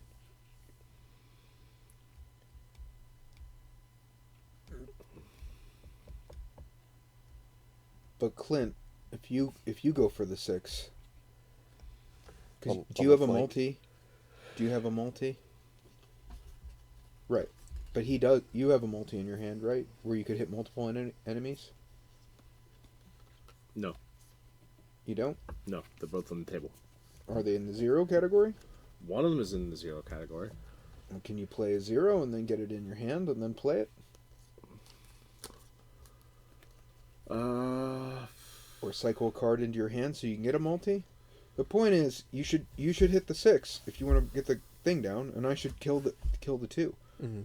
And you should do a multi, and I should do a multi, because we're gonna have 7 enemies on the table.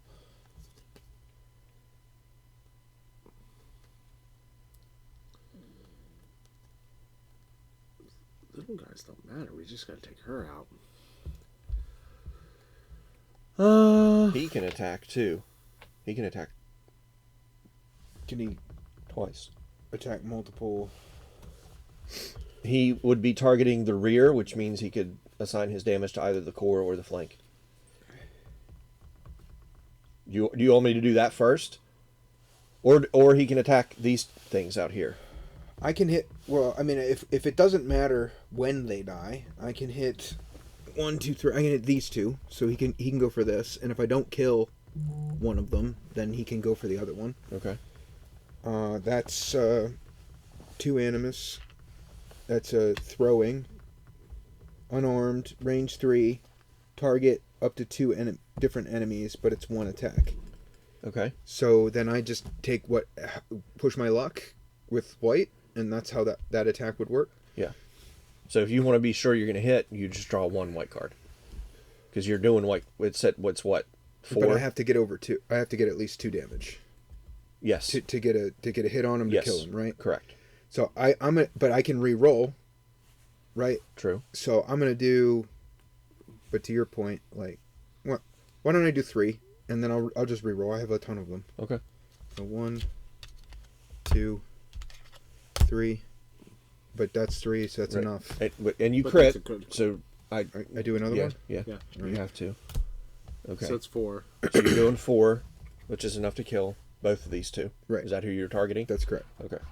So now that's good. Gain if I do a damage. So I gain another one of these if I do Okay. damage.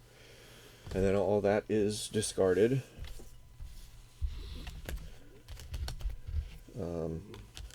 So I can go with him, unless you want to go, or do you want us to do our thing first to see where needs damage done? Yeah, do your things, Okay. because if he gets driven away from us, I could potentially... I have different options. Okay. I can do what John wanted me to do.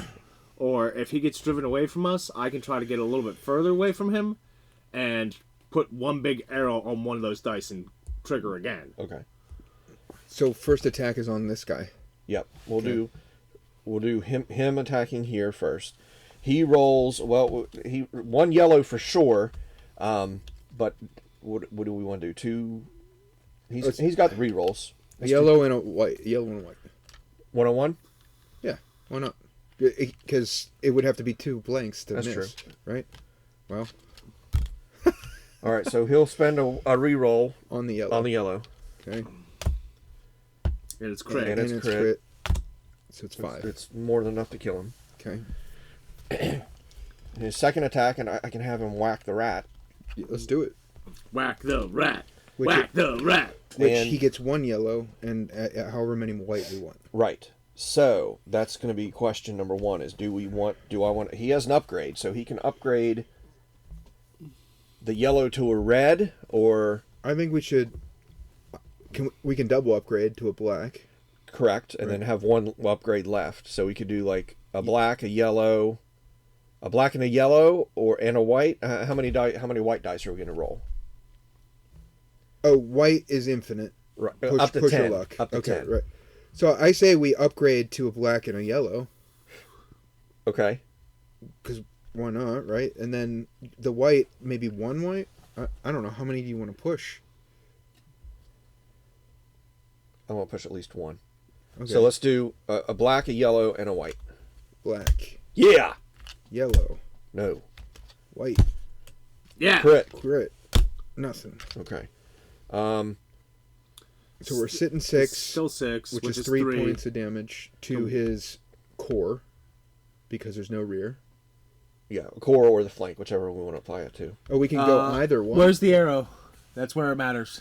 It's right here. Right. So this is- Right, he's targeting the rear, but Yeah. because there's no rear, it assigns damage to the closest, which is either going to be the core or this flank.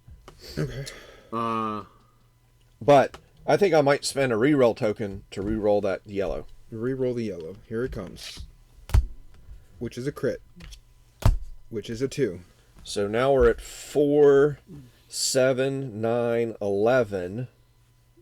Divided by 2 is 5.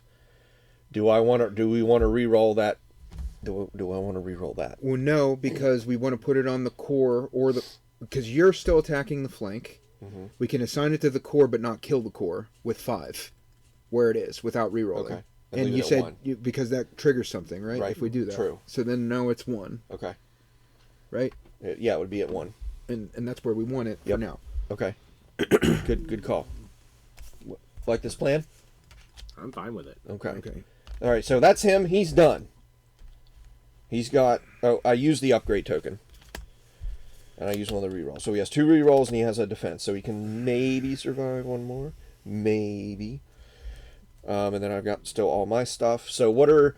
You're going to go in on the 6. I can go in on the 6. I'm not going to be able to do a ton of damage to it, but...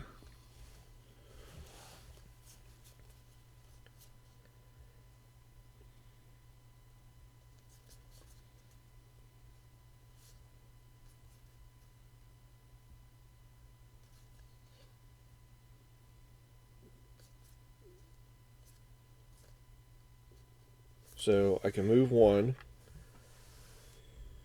to here. And I'm attacking his flank.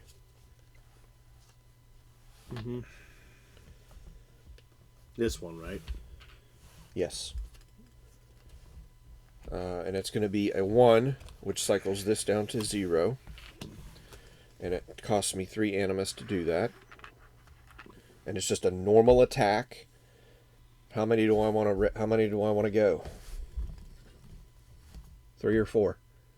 For Attacking his flank. white ones are we talking about? White ones only. And how much do you want to re-roll it all? Or I have 2 re-rolls. is this when you think you would use them, or do you want to use them at a different time? No, I could probably use them now. Well, 4 probably then. Let's do 4. 4 whites. Come on now. 1, 2, 3, 4, And that's a crit. 5. Nice. Oh, well, holy shit, dude! So 6, 7, 8 divided by 2 is 4. On the thing. So that drops it down to 2. Yeah. Now I have enough to attack again that same side. I think we're gonna run in. You just did all this. Mm-hmm. Can we shuffle? Isn't there something that you use to shuffle this? Yeah, I can reshuffle. I think you're gonna my hit a decks. bunch of misses if you attack again without reshuffling. Not that you shouldn't attack again, but like Well, how many are left in there? 3 or 2. I don't know. You just ran through 5 cards without hitting it. All right. And the last one was a thing. I don't know. I think we're okay. Okay. So what are you? So I can take another attack at him at his flank, but what are you gonna do? Because that's gonna trigger him to attack, or her to do that at least. Yes. Do we want to? I guess my question is, do we want to start triggering those and try to survive?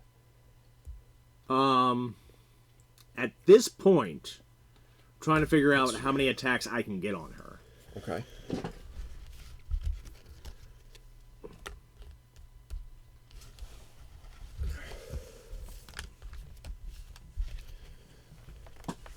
Which I think is only... I think my max attacks on her is 2.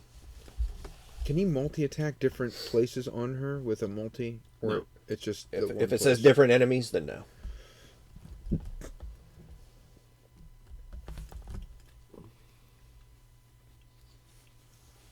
Yeah, I mean, I can only attack her twice. So I don't know if we're going to be able to take out all 4 dice this round. That is my thought. Because he's done, right? He's done. He's done. And you can do one more attack. I can do one more if she's there. Yeah. But if you break it, Mm-hmm. And John, you can do nothing more? No, I got a bunch of stuff I could do. I'm just waiting to do stuff. I haven't really gone this round. so if you break her head, she's going to spawn more rats. She's immediately going to move that way, Yeah. and then those 3 rats are going to get boosted.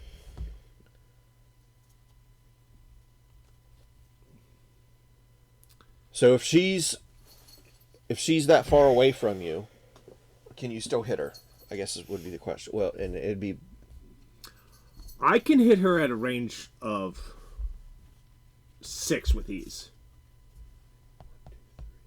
okay. So yeah, you'd still be able to hit her. I mean, it's actually... With my long shot, the farther away from me she is... The better. Yeah, because it's +2 damage for every space beyond 4. Or +1 damage for every space beyond 4. Okay. Which, right now, she's only going to get 4 spaces away from me. So I'd actually have to move away from her to do more damage. Yeah. But, also, the second those things come down, I could... Multi-shot. Oh, no, I could do this, which would trigger this up, and then I could do the multi-shot, which would hit her and the minions, as long as they're adjacent. It wouldn't be, because she's going to drop them and then she's going to run. Or I could play... Oh shit! Hold on.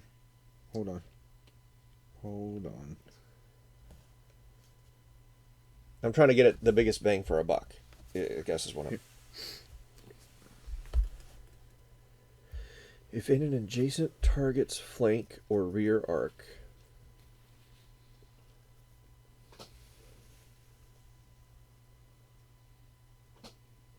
So the reaction, if I break a dice, is better if I'm doing that. Right. But right now she's not making an attack. If we break a dice now, this doesn't do an attack. So I would hold off on that one until the next dice we break, because that's probably going to be an attack. Okay, so he's going to attempt to break a dice. Is that what we landed on? No. You're going to attempt to break it. No, you're done. I can break that dice. I can break the flank dice if need be. But if she's away, if he breaks a dice first and she moves away, I can't hit her. What I'm getting at is if I break her and she moves away, he can still attack her. He could break another die. If I play... We could try to start cascading things a little bit. Okay, I can also start the break on my side. Yeah. So you just let me know what you want me to do. So, she'll be closer to you after the break than she will be to me, which is fine. Where will she end if you break it? She'll be here facing that way. Will I be in her flank? Or Yes. No? I will. Yeah. Perfect. So that's what we'll do. So you break it, but before you do that, do we want me to play this for 1 mana, or 1 animus, to cycle this, which will get these 3 cards into my hand? That won't... Because this is a 0. Oh. Because it'll cycle there, and then they'll all come into my hand. You play it first, so it only gets you those 2, and then that would cycle down with that one. Okay. It's Not ideal, but then I could play... It still gets you those 2 cards. Yeah. Which... I mean, one of those is a multi-shot. We're trying to get... We're going to have... Yeah, don't forget, we're going to have 3 rats to deal with, too. 4. Possibly. I think there's 4, right? Oh, yeah, that's right. 1 additional one, so 4. And they're all hitting harder. Yeah. Which means you want to kill them sooner, that's all, right? Yeah. But if we kill her, that's it. It's over, right? Right. I don't think we have enough... Well, I can do 2 attacks, like I said. Okay. So if I do 2 attacks, if you take that... Clint. Let's just go. You go Take for the something out. flank, yeah. Okay. And we'll see where we end up. All right. Then I'm doing my penitent strike, because I'm a penitent man. Okay. Yeah. All right. It leaves my last 3 enemies. And that's a 0, which goes here. And gives me these 2 cards back into my hand. And that's a normal attack at her flank. I've got 2 rerolls. Let's do 4 whites. 4 whites. Here we go. 1, 2. Okay. Now reshuffle that. Give it a good shuffle. Does this need to come into the reshuffle? No, that stays out there. I'm going to have to reroll at least one of those. I've got 2 reroll tokens, so I can do that. But hopefully you don't draw any more misses.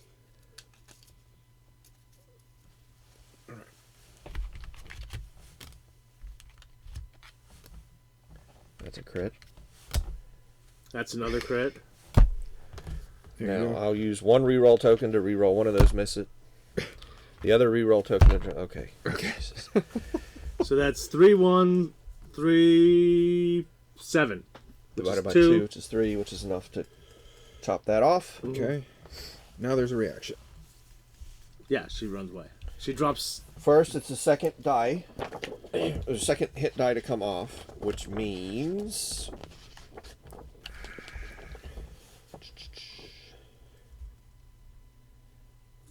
yes, the encounter changes. Stage 2. So... Oh, this isn't going to happen then. What? Because it's a second die, so this just gets discarded along with this other one. Alright. So that gets discarded.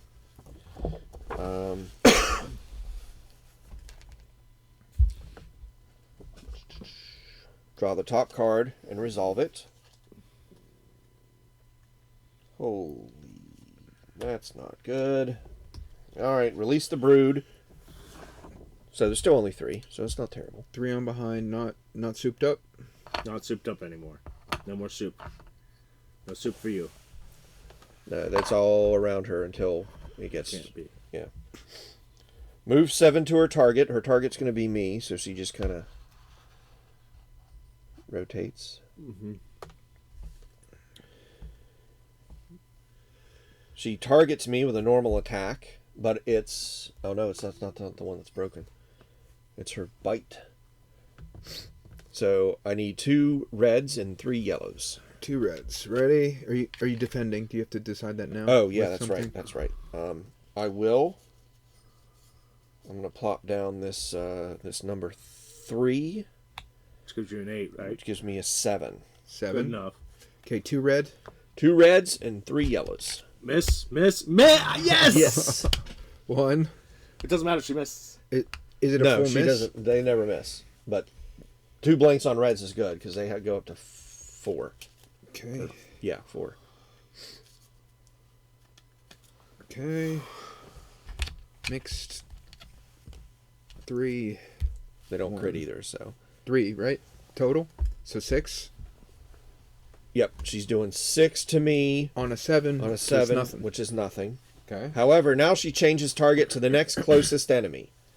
The next closest enemy is going to be John. no the Oh, to her face. Okay. Yeah.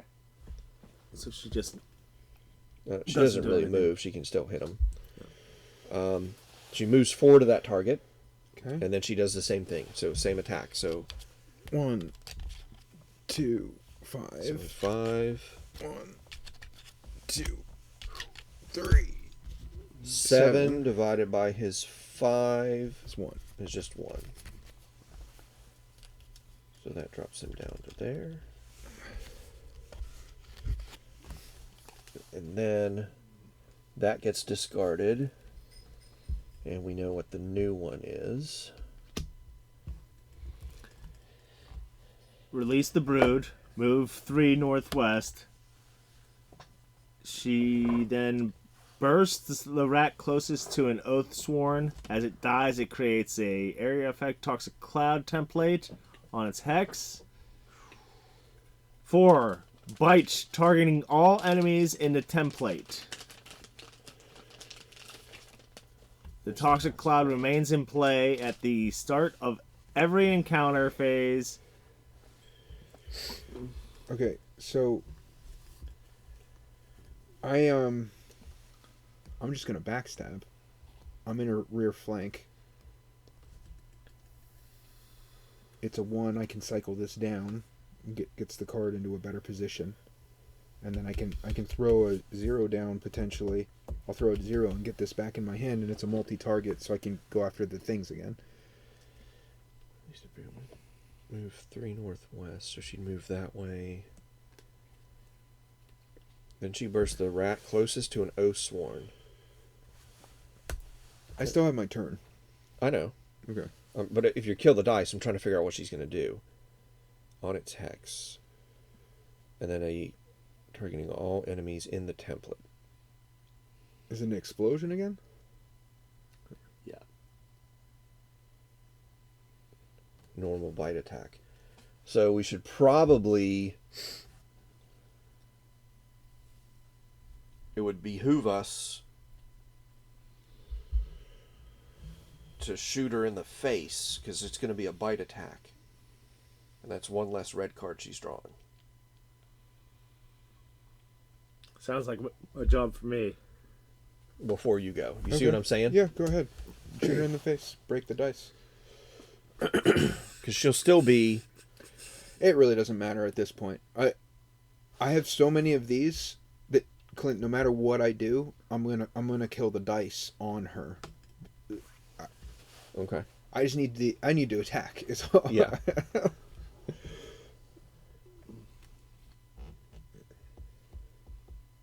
Okay. So I'm gonna do this. Actually, shit. What? Your closest is the flank. That's because she turned around, so now this is your closest target. Is it? Oh, no worries. Can you move? I don't have to worry about it. I thread the needle. I can choose which one I target. Oh, man. Thread that needle. Fancy. Legolas over here. Lego John. And I might as well spend one of these Or Lego clay. to make sure that I got 2 of them. I kind of want to save the other one for the final attack if I need it. Sure. But yeah, one here for sure. So that I could have 4 yellow, or I could have 2 yellow and Yeah, 1 just go to red. Shuffle. Right. If you could get to a red, I would probably do that. 2 yellow and a red. You have rerolled. Yeah, you have rerolled. Yeah, 2 yellow and a red. So, There's your 2 yellows. who you calling yeller? Oh no. Okay. And that one crit explodes for another one. Which is going to be enough to take out her head. 6, 8 divided by 2 is 4. Yep, that drops that down. Okay. Now she has a reaction, which means She drops. let's see. Stage 3 triggers when their brother has lose 4. Okay. Release the brood. Release the brood.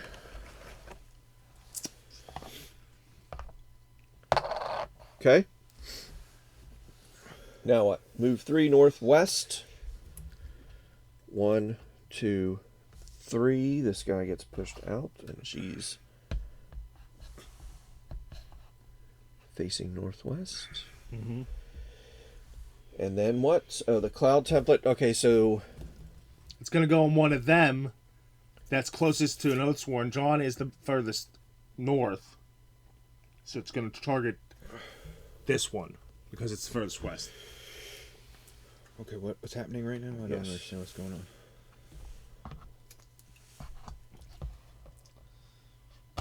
So here's the fucked up part. She's in the cloud. What is this, a poison cloud? This dies. that's exploded, yes. As it dies, it creates a toxic cloud template in its hex. Mm-hmm. Attack, bite, targeting all enemies in template. Okay. So just John. Huh? Okay, it does say enemies. It doesn't say models. Yes. So it's a bite attack. Yeah. But she is weakened. Right. So it's 1 red and 3 yellows. Okay.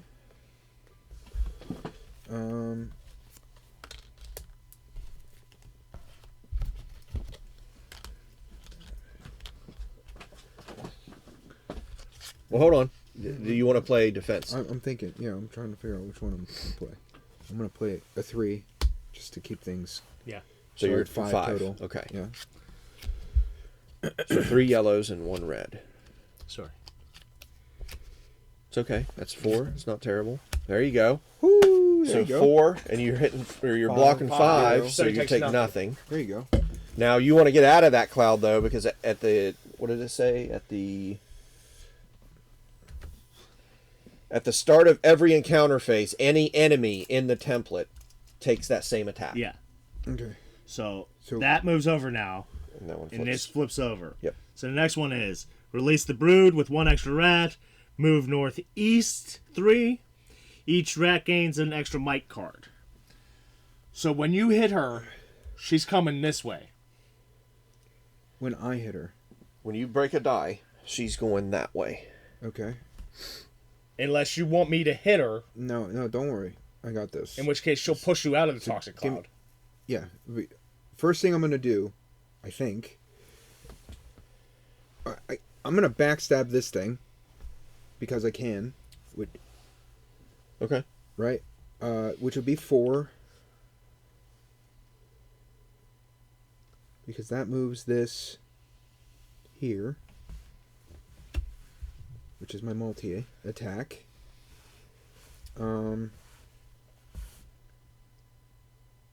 Which would move 4 of your crystals over. And then before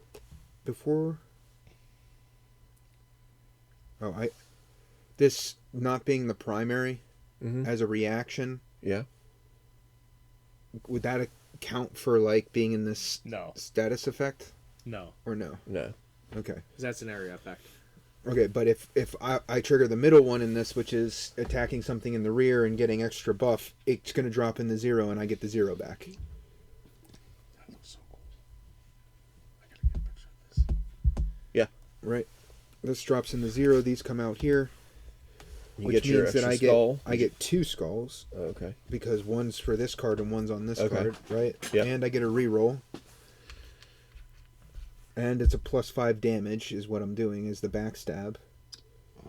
To which I'm literally just I'm gonna do 1 plus, let's say, well, it doesn't matter.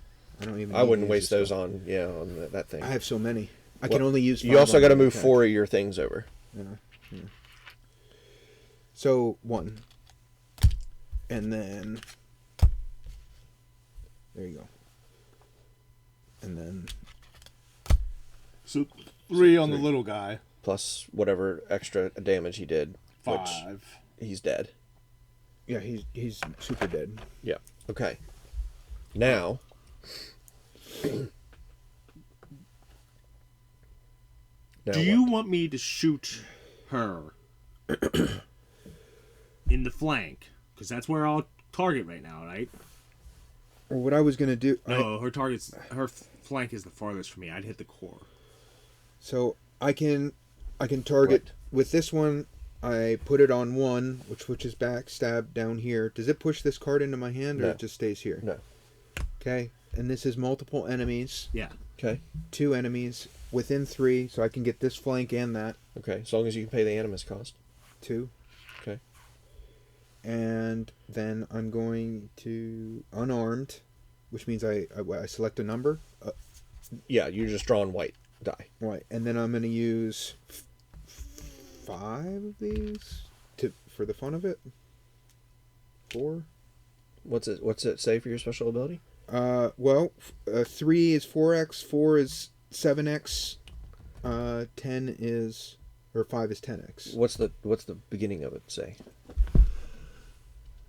Lethality. You gain lethality tokens before using an ability. You may expend up to 5 of these to empower it. Okay. Right?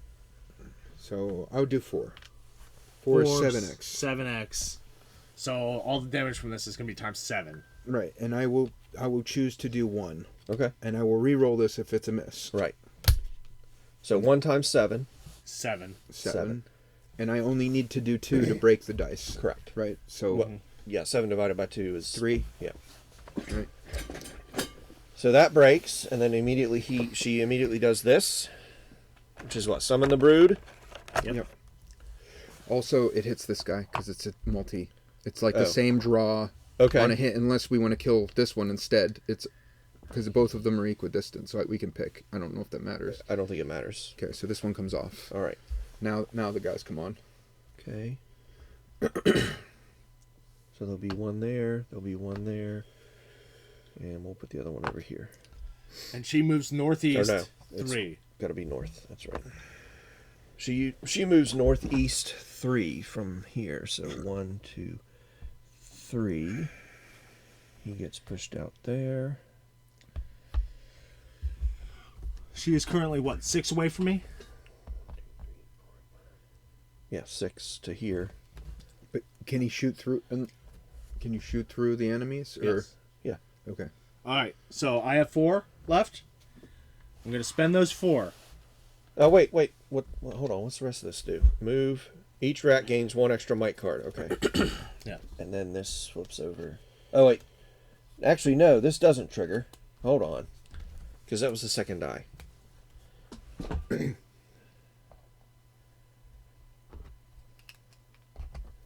Oh, right. And now I'm completely lost. Goes to the 3rd. Right. Okay. So what's the top 3rd card? That's even worse for us. Releasing the brood. Okay. Brood Mother gains 1 shield for the rest of the encounter. Mark this with the tracker token. Okay. Attack with the tail. It targets all adjacent enemies. Draw once for all damages. Does she move at all? Move 4 to the nearest board edge. No, I mean before the attack. Huh? Does she No. move before the attack? So No. she doesn't use her attack. No. But she moves 4 to the near. West, right? Yep. So it'll be like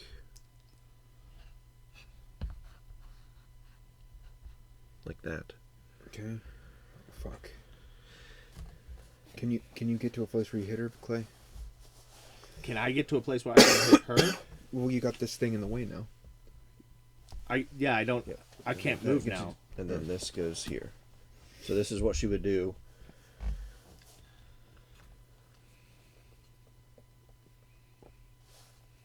Do I need to move out of that club? Yeah. Yeah. All right. I'm just going to use my animus and do that. Okay. If everybody's okay with that. Yep. Yeah. Perfectly fine with that.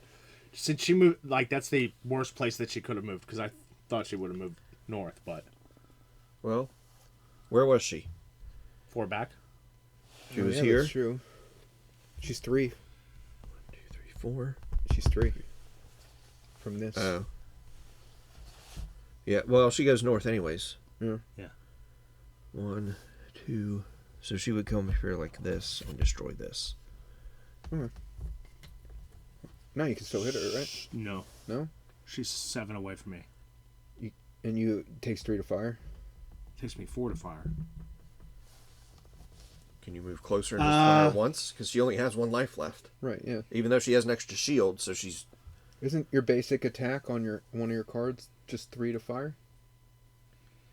Or it doesn't That have the costs range? 2. And if I play that, for each 2, I can increase my... So I can hit her from where I am. Because this... I can... If I spend 2 for this, Yeah. and I spend 2 for this, Yeah. that'll increase my range to 8.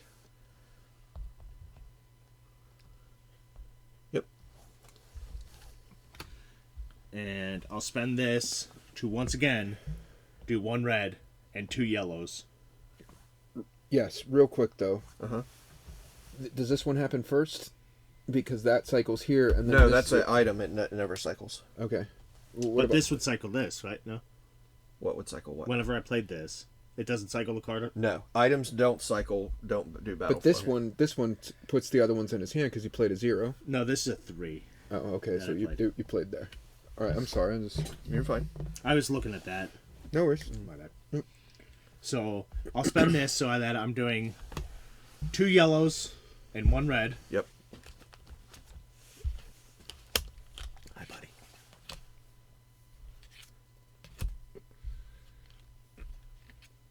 Oh, I pull this after I pull this. I'm going to use a reroll Uh-huh. Yeah. on the red. Uh-huh. There you go. Uh-huh. And then that's your crit. Okay. So that's 7. divided by 3 2. is is 2. Which is enough to win. So we won. So right? let's Yeah. see what happens here. I think. All right, but let me look.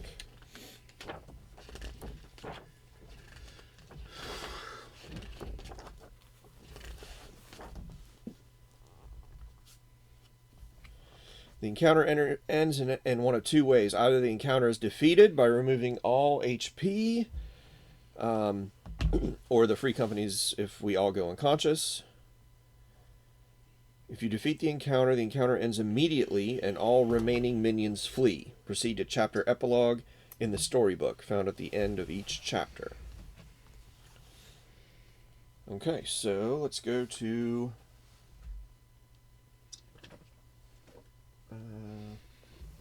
is this... No, storybook. Storybook. What's the story rule book? It's a cool game. Book. You like it? I do. I want to play it more Yeah. so that I can get like a better hand. Wait, is it story? It's fun. This might be the game to jump into next on That's what campaign. I've been saying. That's why I keep talking about It's it. very similar to Oh, story Oathsworn, but it's different. Or not Oathsworn. Oh, story book. Gloomhaven, but it is different. Yeah. Here it is. It has giant models. Yeah. Giant battles are fun. Chapter No, giant 1. models. Oh, and battles. I didn't think that was that big a battle, but All right. Chapter 1, epilogue. Started out pretty gruesome. With the screeching finally silenced, the mass of rotted fur lies still. Taking no chances, you hack off the brood mother's head and burn the body. Even though our buddy Cedric wanted to devour it and eat it. I mean, he could probably just live off that cooked. thing for a month. it's just cooked. The Deepwood may snuff out the flames, but it will at least consume this corruption. In the den, you find several items of value. Dibs. When you arrive back at Bastogne, you are met by a squad of guards. Our Lord Davenish heard of your foray into the Deepwood.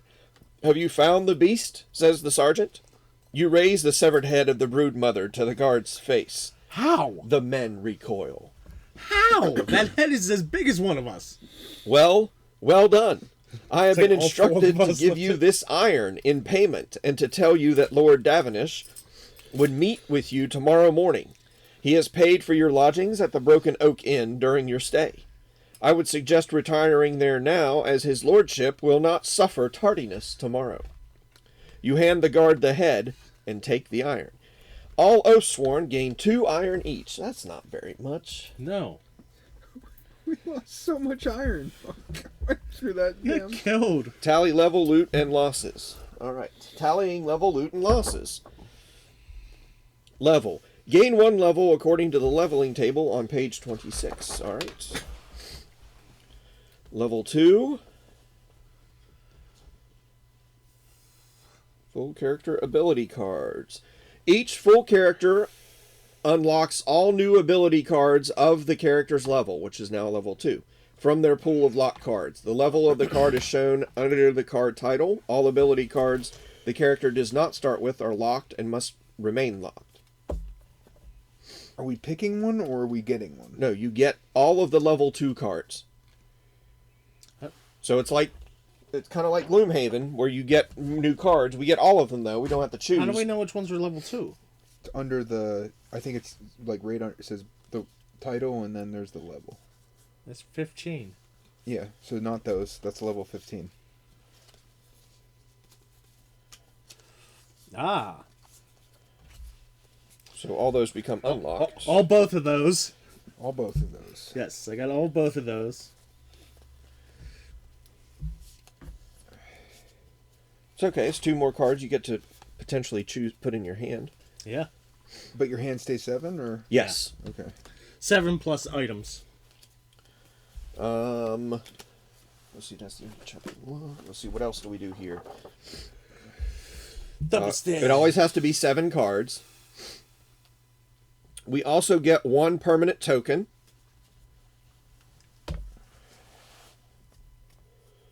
Which we You mark on your character sheet. I'm guessing that if I pick Empower 3 because we all got one, then we get 2, Yes. right? You would get 2 at the start. At the start. It's also one Battle penny. flow is cycling all of your cards over one. Yes. Okay. Redraw is yeah. +2 animus, meaning I use it and I get 2 additional I'm going to take animus. the reroll. Correct. Well, you regen 2. You don't get like 2 bonus ones. At any time. Right. Yeah. Whenever you use it. Yeah.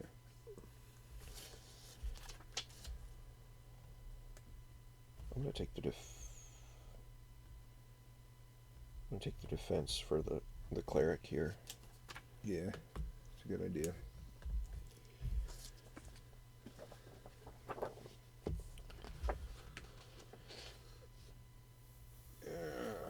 The animus in the battle flow is pretty damn good. Each companion looks. For my character, cycling one battle flow the whole board whenever I want, that's a lot of cards that go back into my hand. That's 1 card gets the battle flow. Is it the whole thing or is it just one card? 1 card. What, battle flow? Yeah.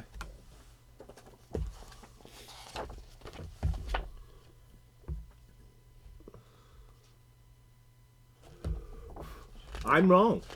Battle flow. All cards on this cooldown position once to the next lowest cooldown position. That's a lot of cards. For each token spent, battle flow all cards on a single position.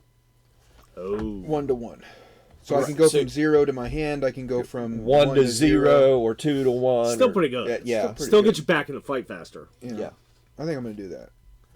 I'm going to go for that. All right. All the level 1 items are now gone.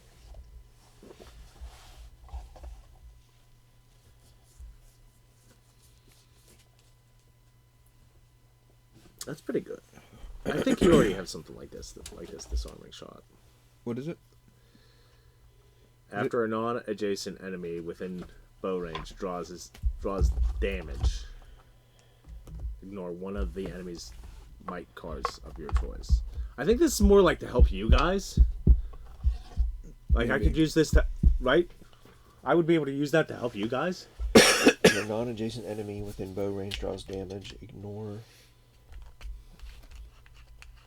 Yeah. Yeah, you can interrupt at any point. Uh-huh. I don't like this one as much. I think this is actually worse than the one that I have. Maybe they're trying to trick you. Trixie Hobbitses. Okay, replaced.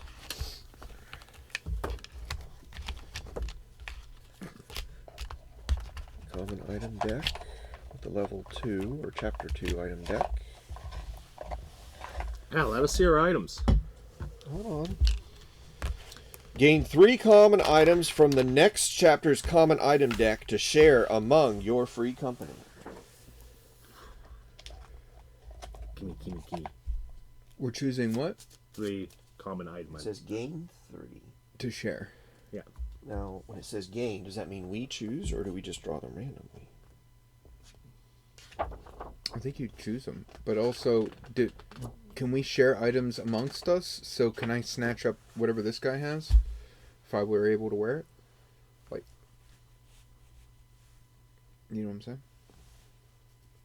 I don't know. And a card thing. Hold on.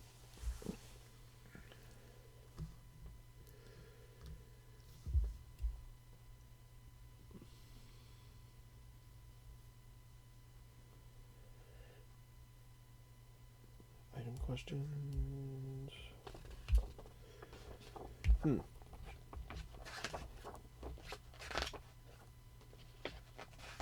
Doesn't say what gain means.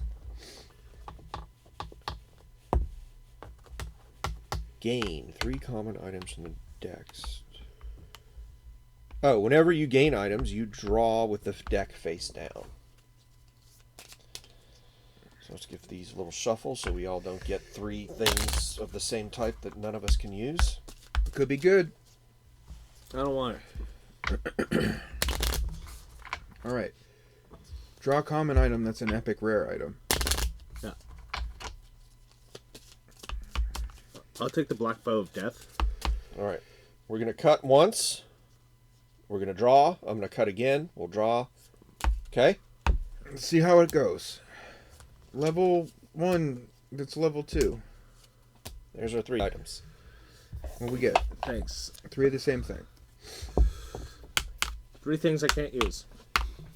Pickaxe, halberd, falchion. That sounds like fun. That's a red die right there. I can't... Oh wait, I can use this one. I don't know what your symbols are. Mine is the cloak guy. Oh. Batman looking symbol. So you can use this and this. Okay. When you... That's nasty. This one, yeah. But you can't use this one? I can't use... No, I can only use bows, cloth armor, and leather armor.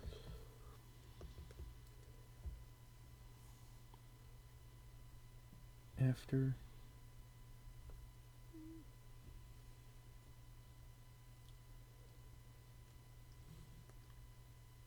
Ooh, I like this. I mean, if I can equip both of those, that would be good for me. Can you equip this one as well, or is it not? your I'm the character? scroll. Okay, you're the scroll. So I'm going to take the halberd, if you don't care. No, I can't take that one anyway. Oh, okay. But I can take these 2.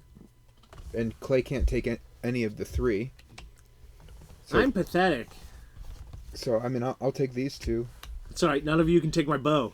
No. Okay. Yeah, I don't know if you can carry 2 weapons. I can.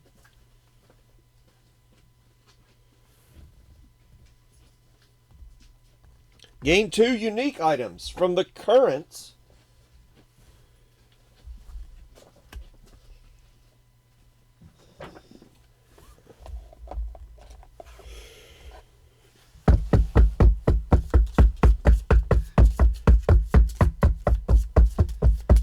How do I know if I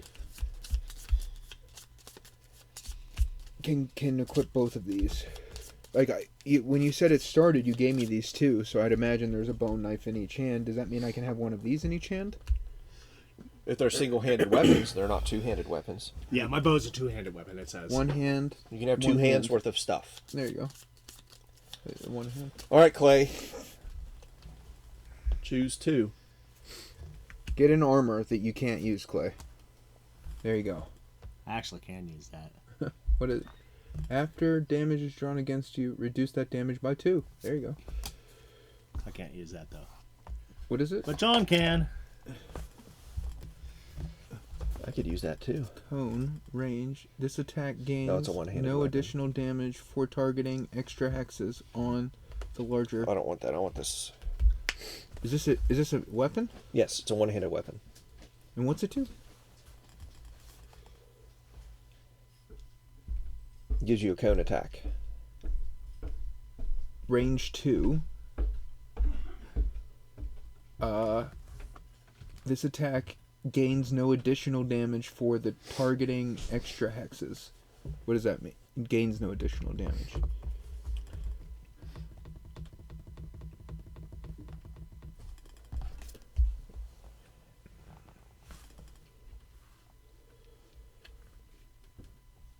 It means like if you're targeting her, you don't apply damage for each hex that you're hitting her. Like it's only one. Oh, okay. Like you can't.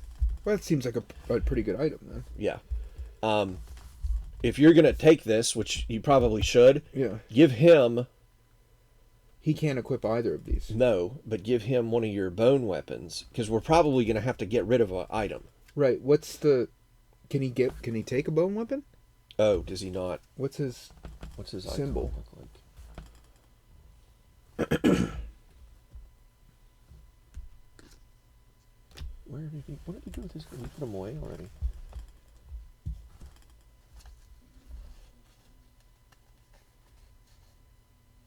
Oh no, they're here. Oh, it's a bow and arrow. He might not be able to. Yeah. He can't take any of this. Oddly enough.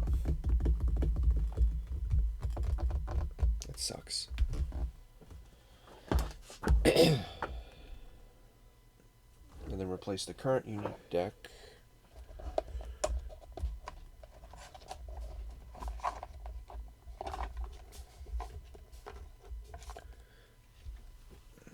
The other one is this. This is only common items.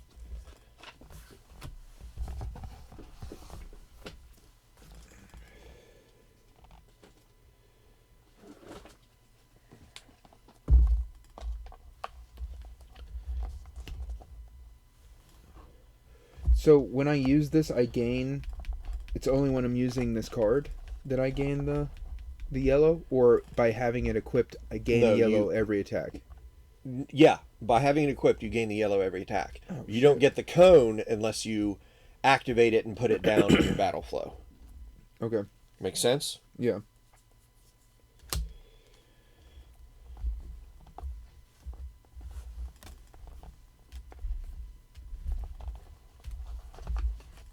Okay, so we got to get rid of one item. Well, I haven't gotten there yet.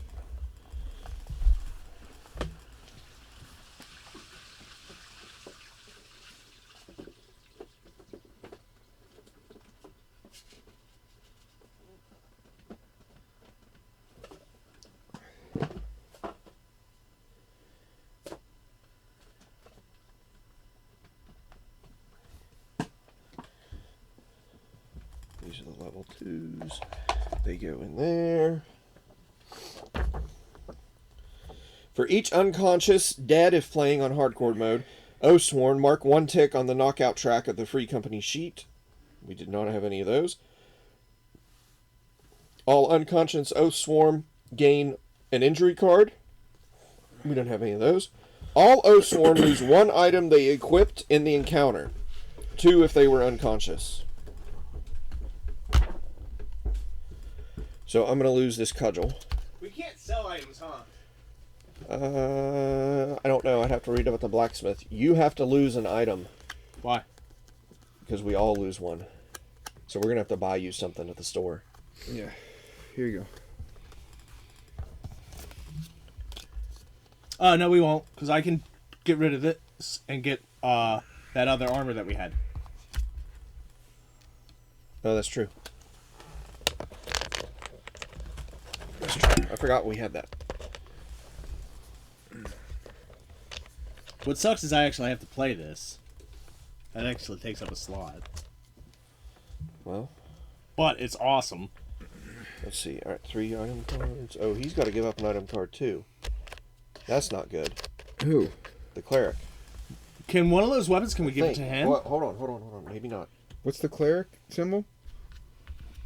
I don't know. It's a no, those aren't them.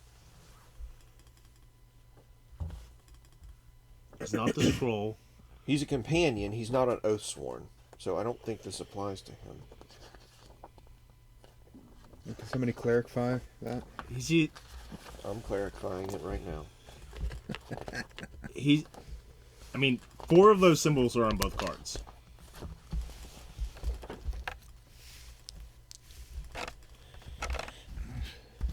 Where is the other? What is this thing? That's the encounter rule book.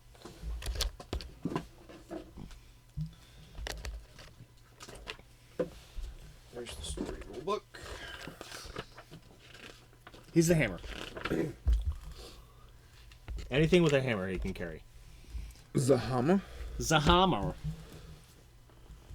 Difference between full characters and companions. Full characters. Don't worry, John. He can't carry any of your weapons. You can give him my weapon. No, he can't carry them. Both, yep, that counts. So he does have to get rid of one. Unless we give him one to get rid of. He can carry your halberd, but he cannot carry any of John's weapons. He can carry my halberd? I'll give him the halberd. And you could take one of John's weapons. Wait, That would be ideal. wait a sec. He can use this thing? Can I use his thing? No. I need it. Give me one of your weapons. Your new weapons. So I had to get rid of mine. What am I? What symbol are you? I am, Scroll. scroll. Scrolly. Holy. I'm a holy scroller. Do you want the cone, or well, I guess you can have any one that you'd like. I personally don't care because the cone damage is 3 animus to use, and the other one's 0. So having 2 zeros in my hand can be good. Having the cone could be good as well.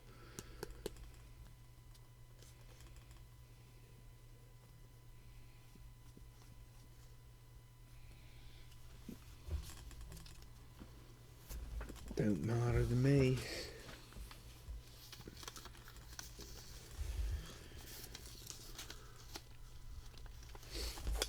No, it doesn't matter to me either. So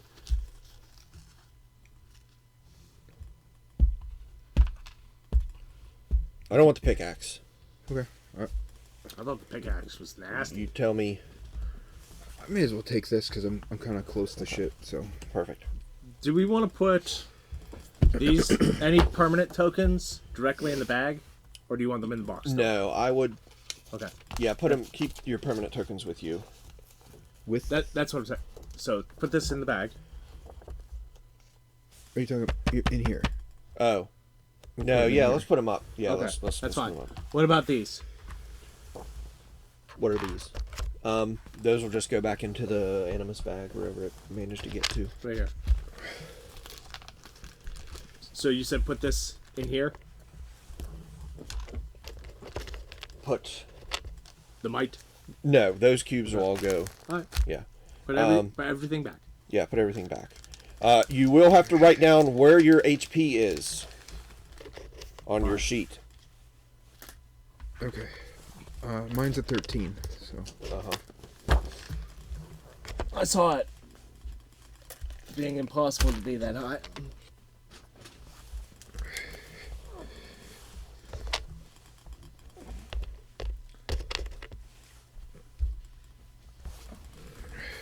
We still have our ally.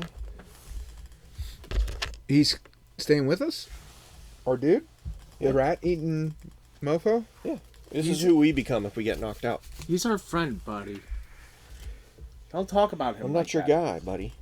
I'm not your buddy, friend. I'm not your friend, pal. So wait, I had 6. I'm just erasing and putting 5. Is that what you're saying? Yeah, Diddy? whatever your current. Yeah. So yeah, I think this is different enough from Gloomhaven. Gloomhaven. Is that how you say it? Is that the proper pronunciation? That's the proper pronunciation. That's the proper enunciation. But Don't call me names. is also Was there a place to write down your similar coins? enough. No. Huh? Where do we write down? There's got to be somewhere we write down coins. Just on the back of the sheet, maybe. Maybe. Yeah, let's do that. So 7. Who are you, Karen? No, it's Roman. Oh. Did you say 7? Yeah. I hate you so much. 2 coins, right? Yes. It just depends on how many you found along the way. We're second level. Okay.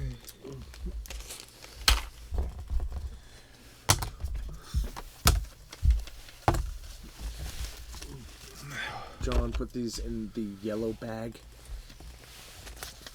Oh, let me pause. Let me stop this recording. Some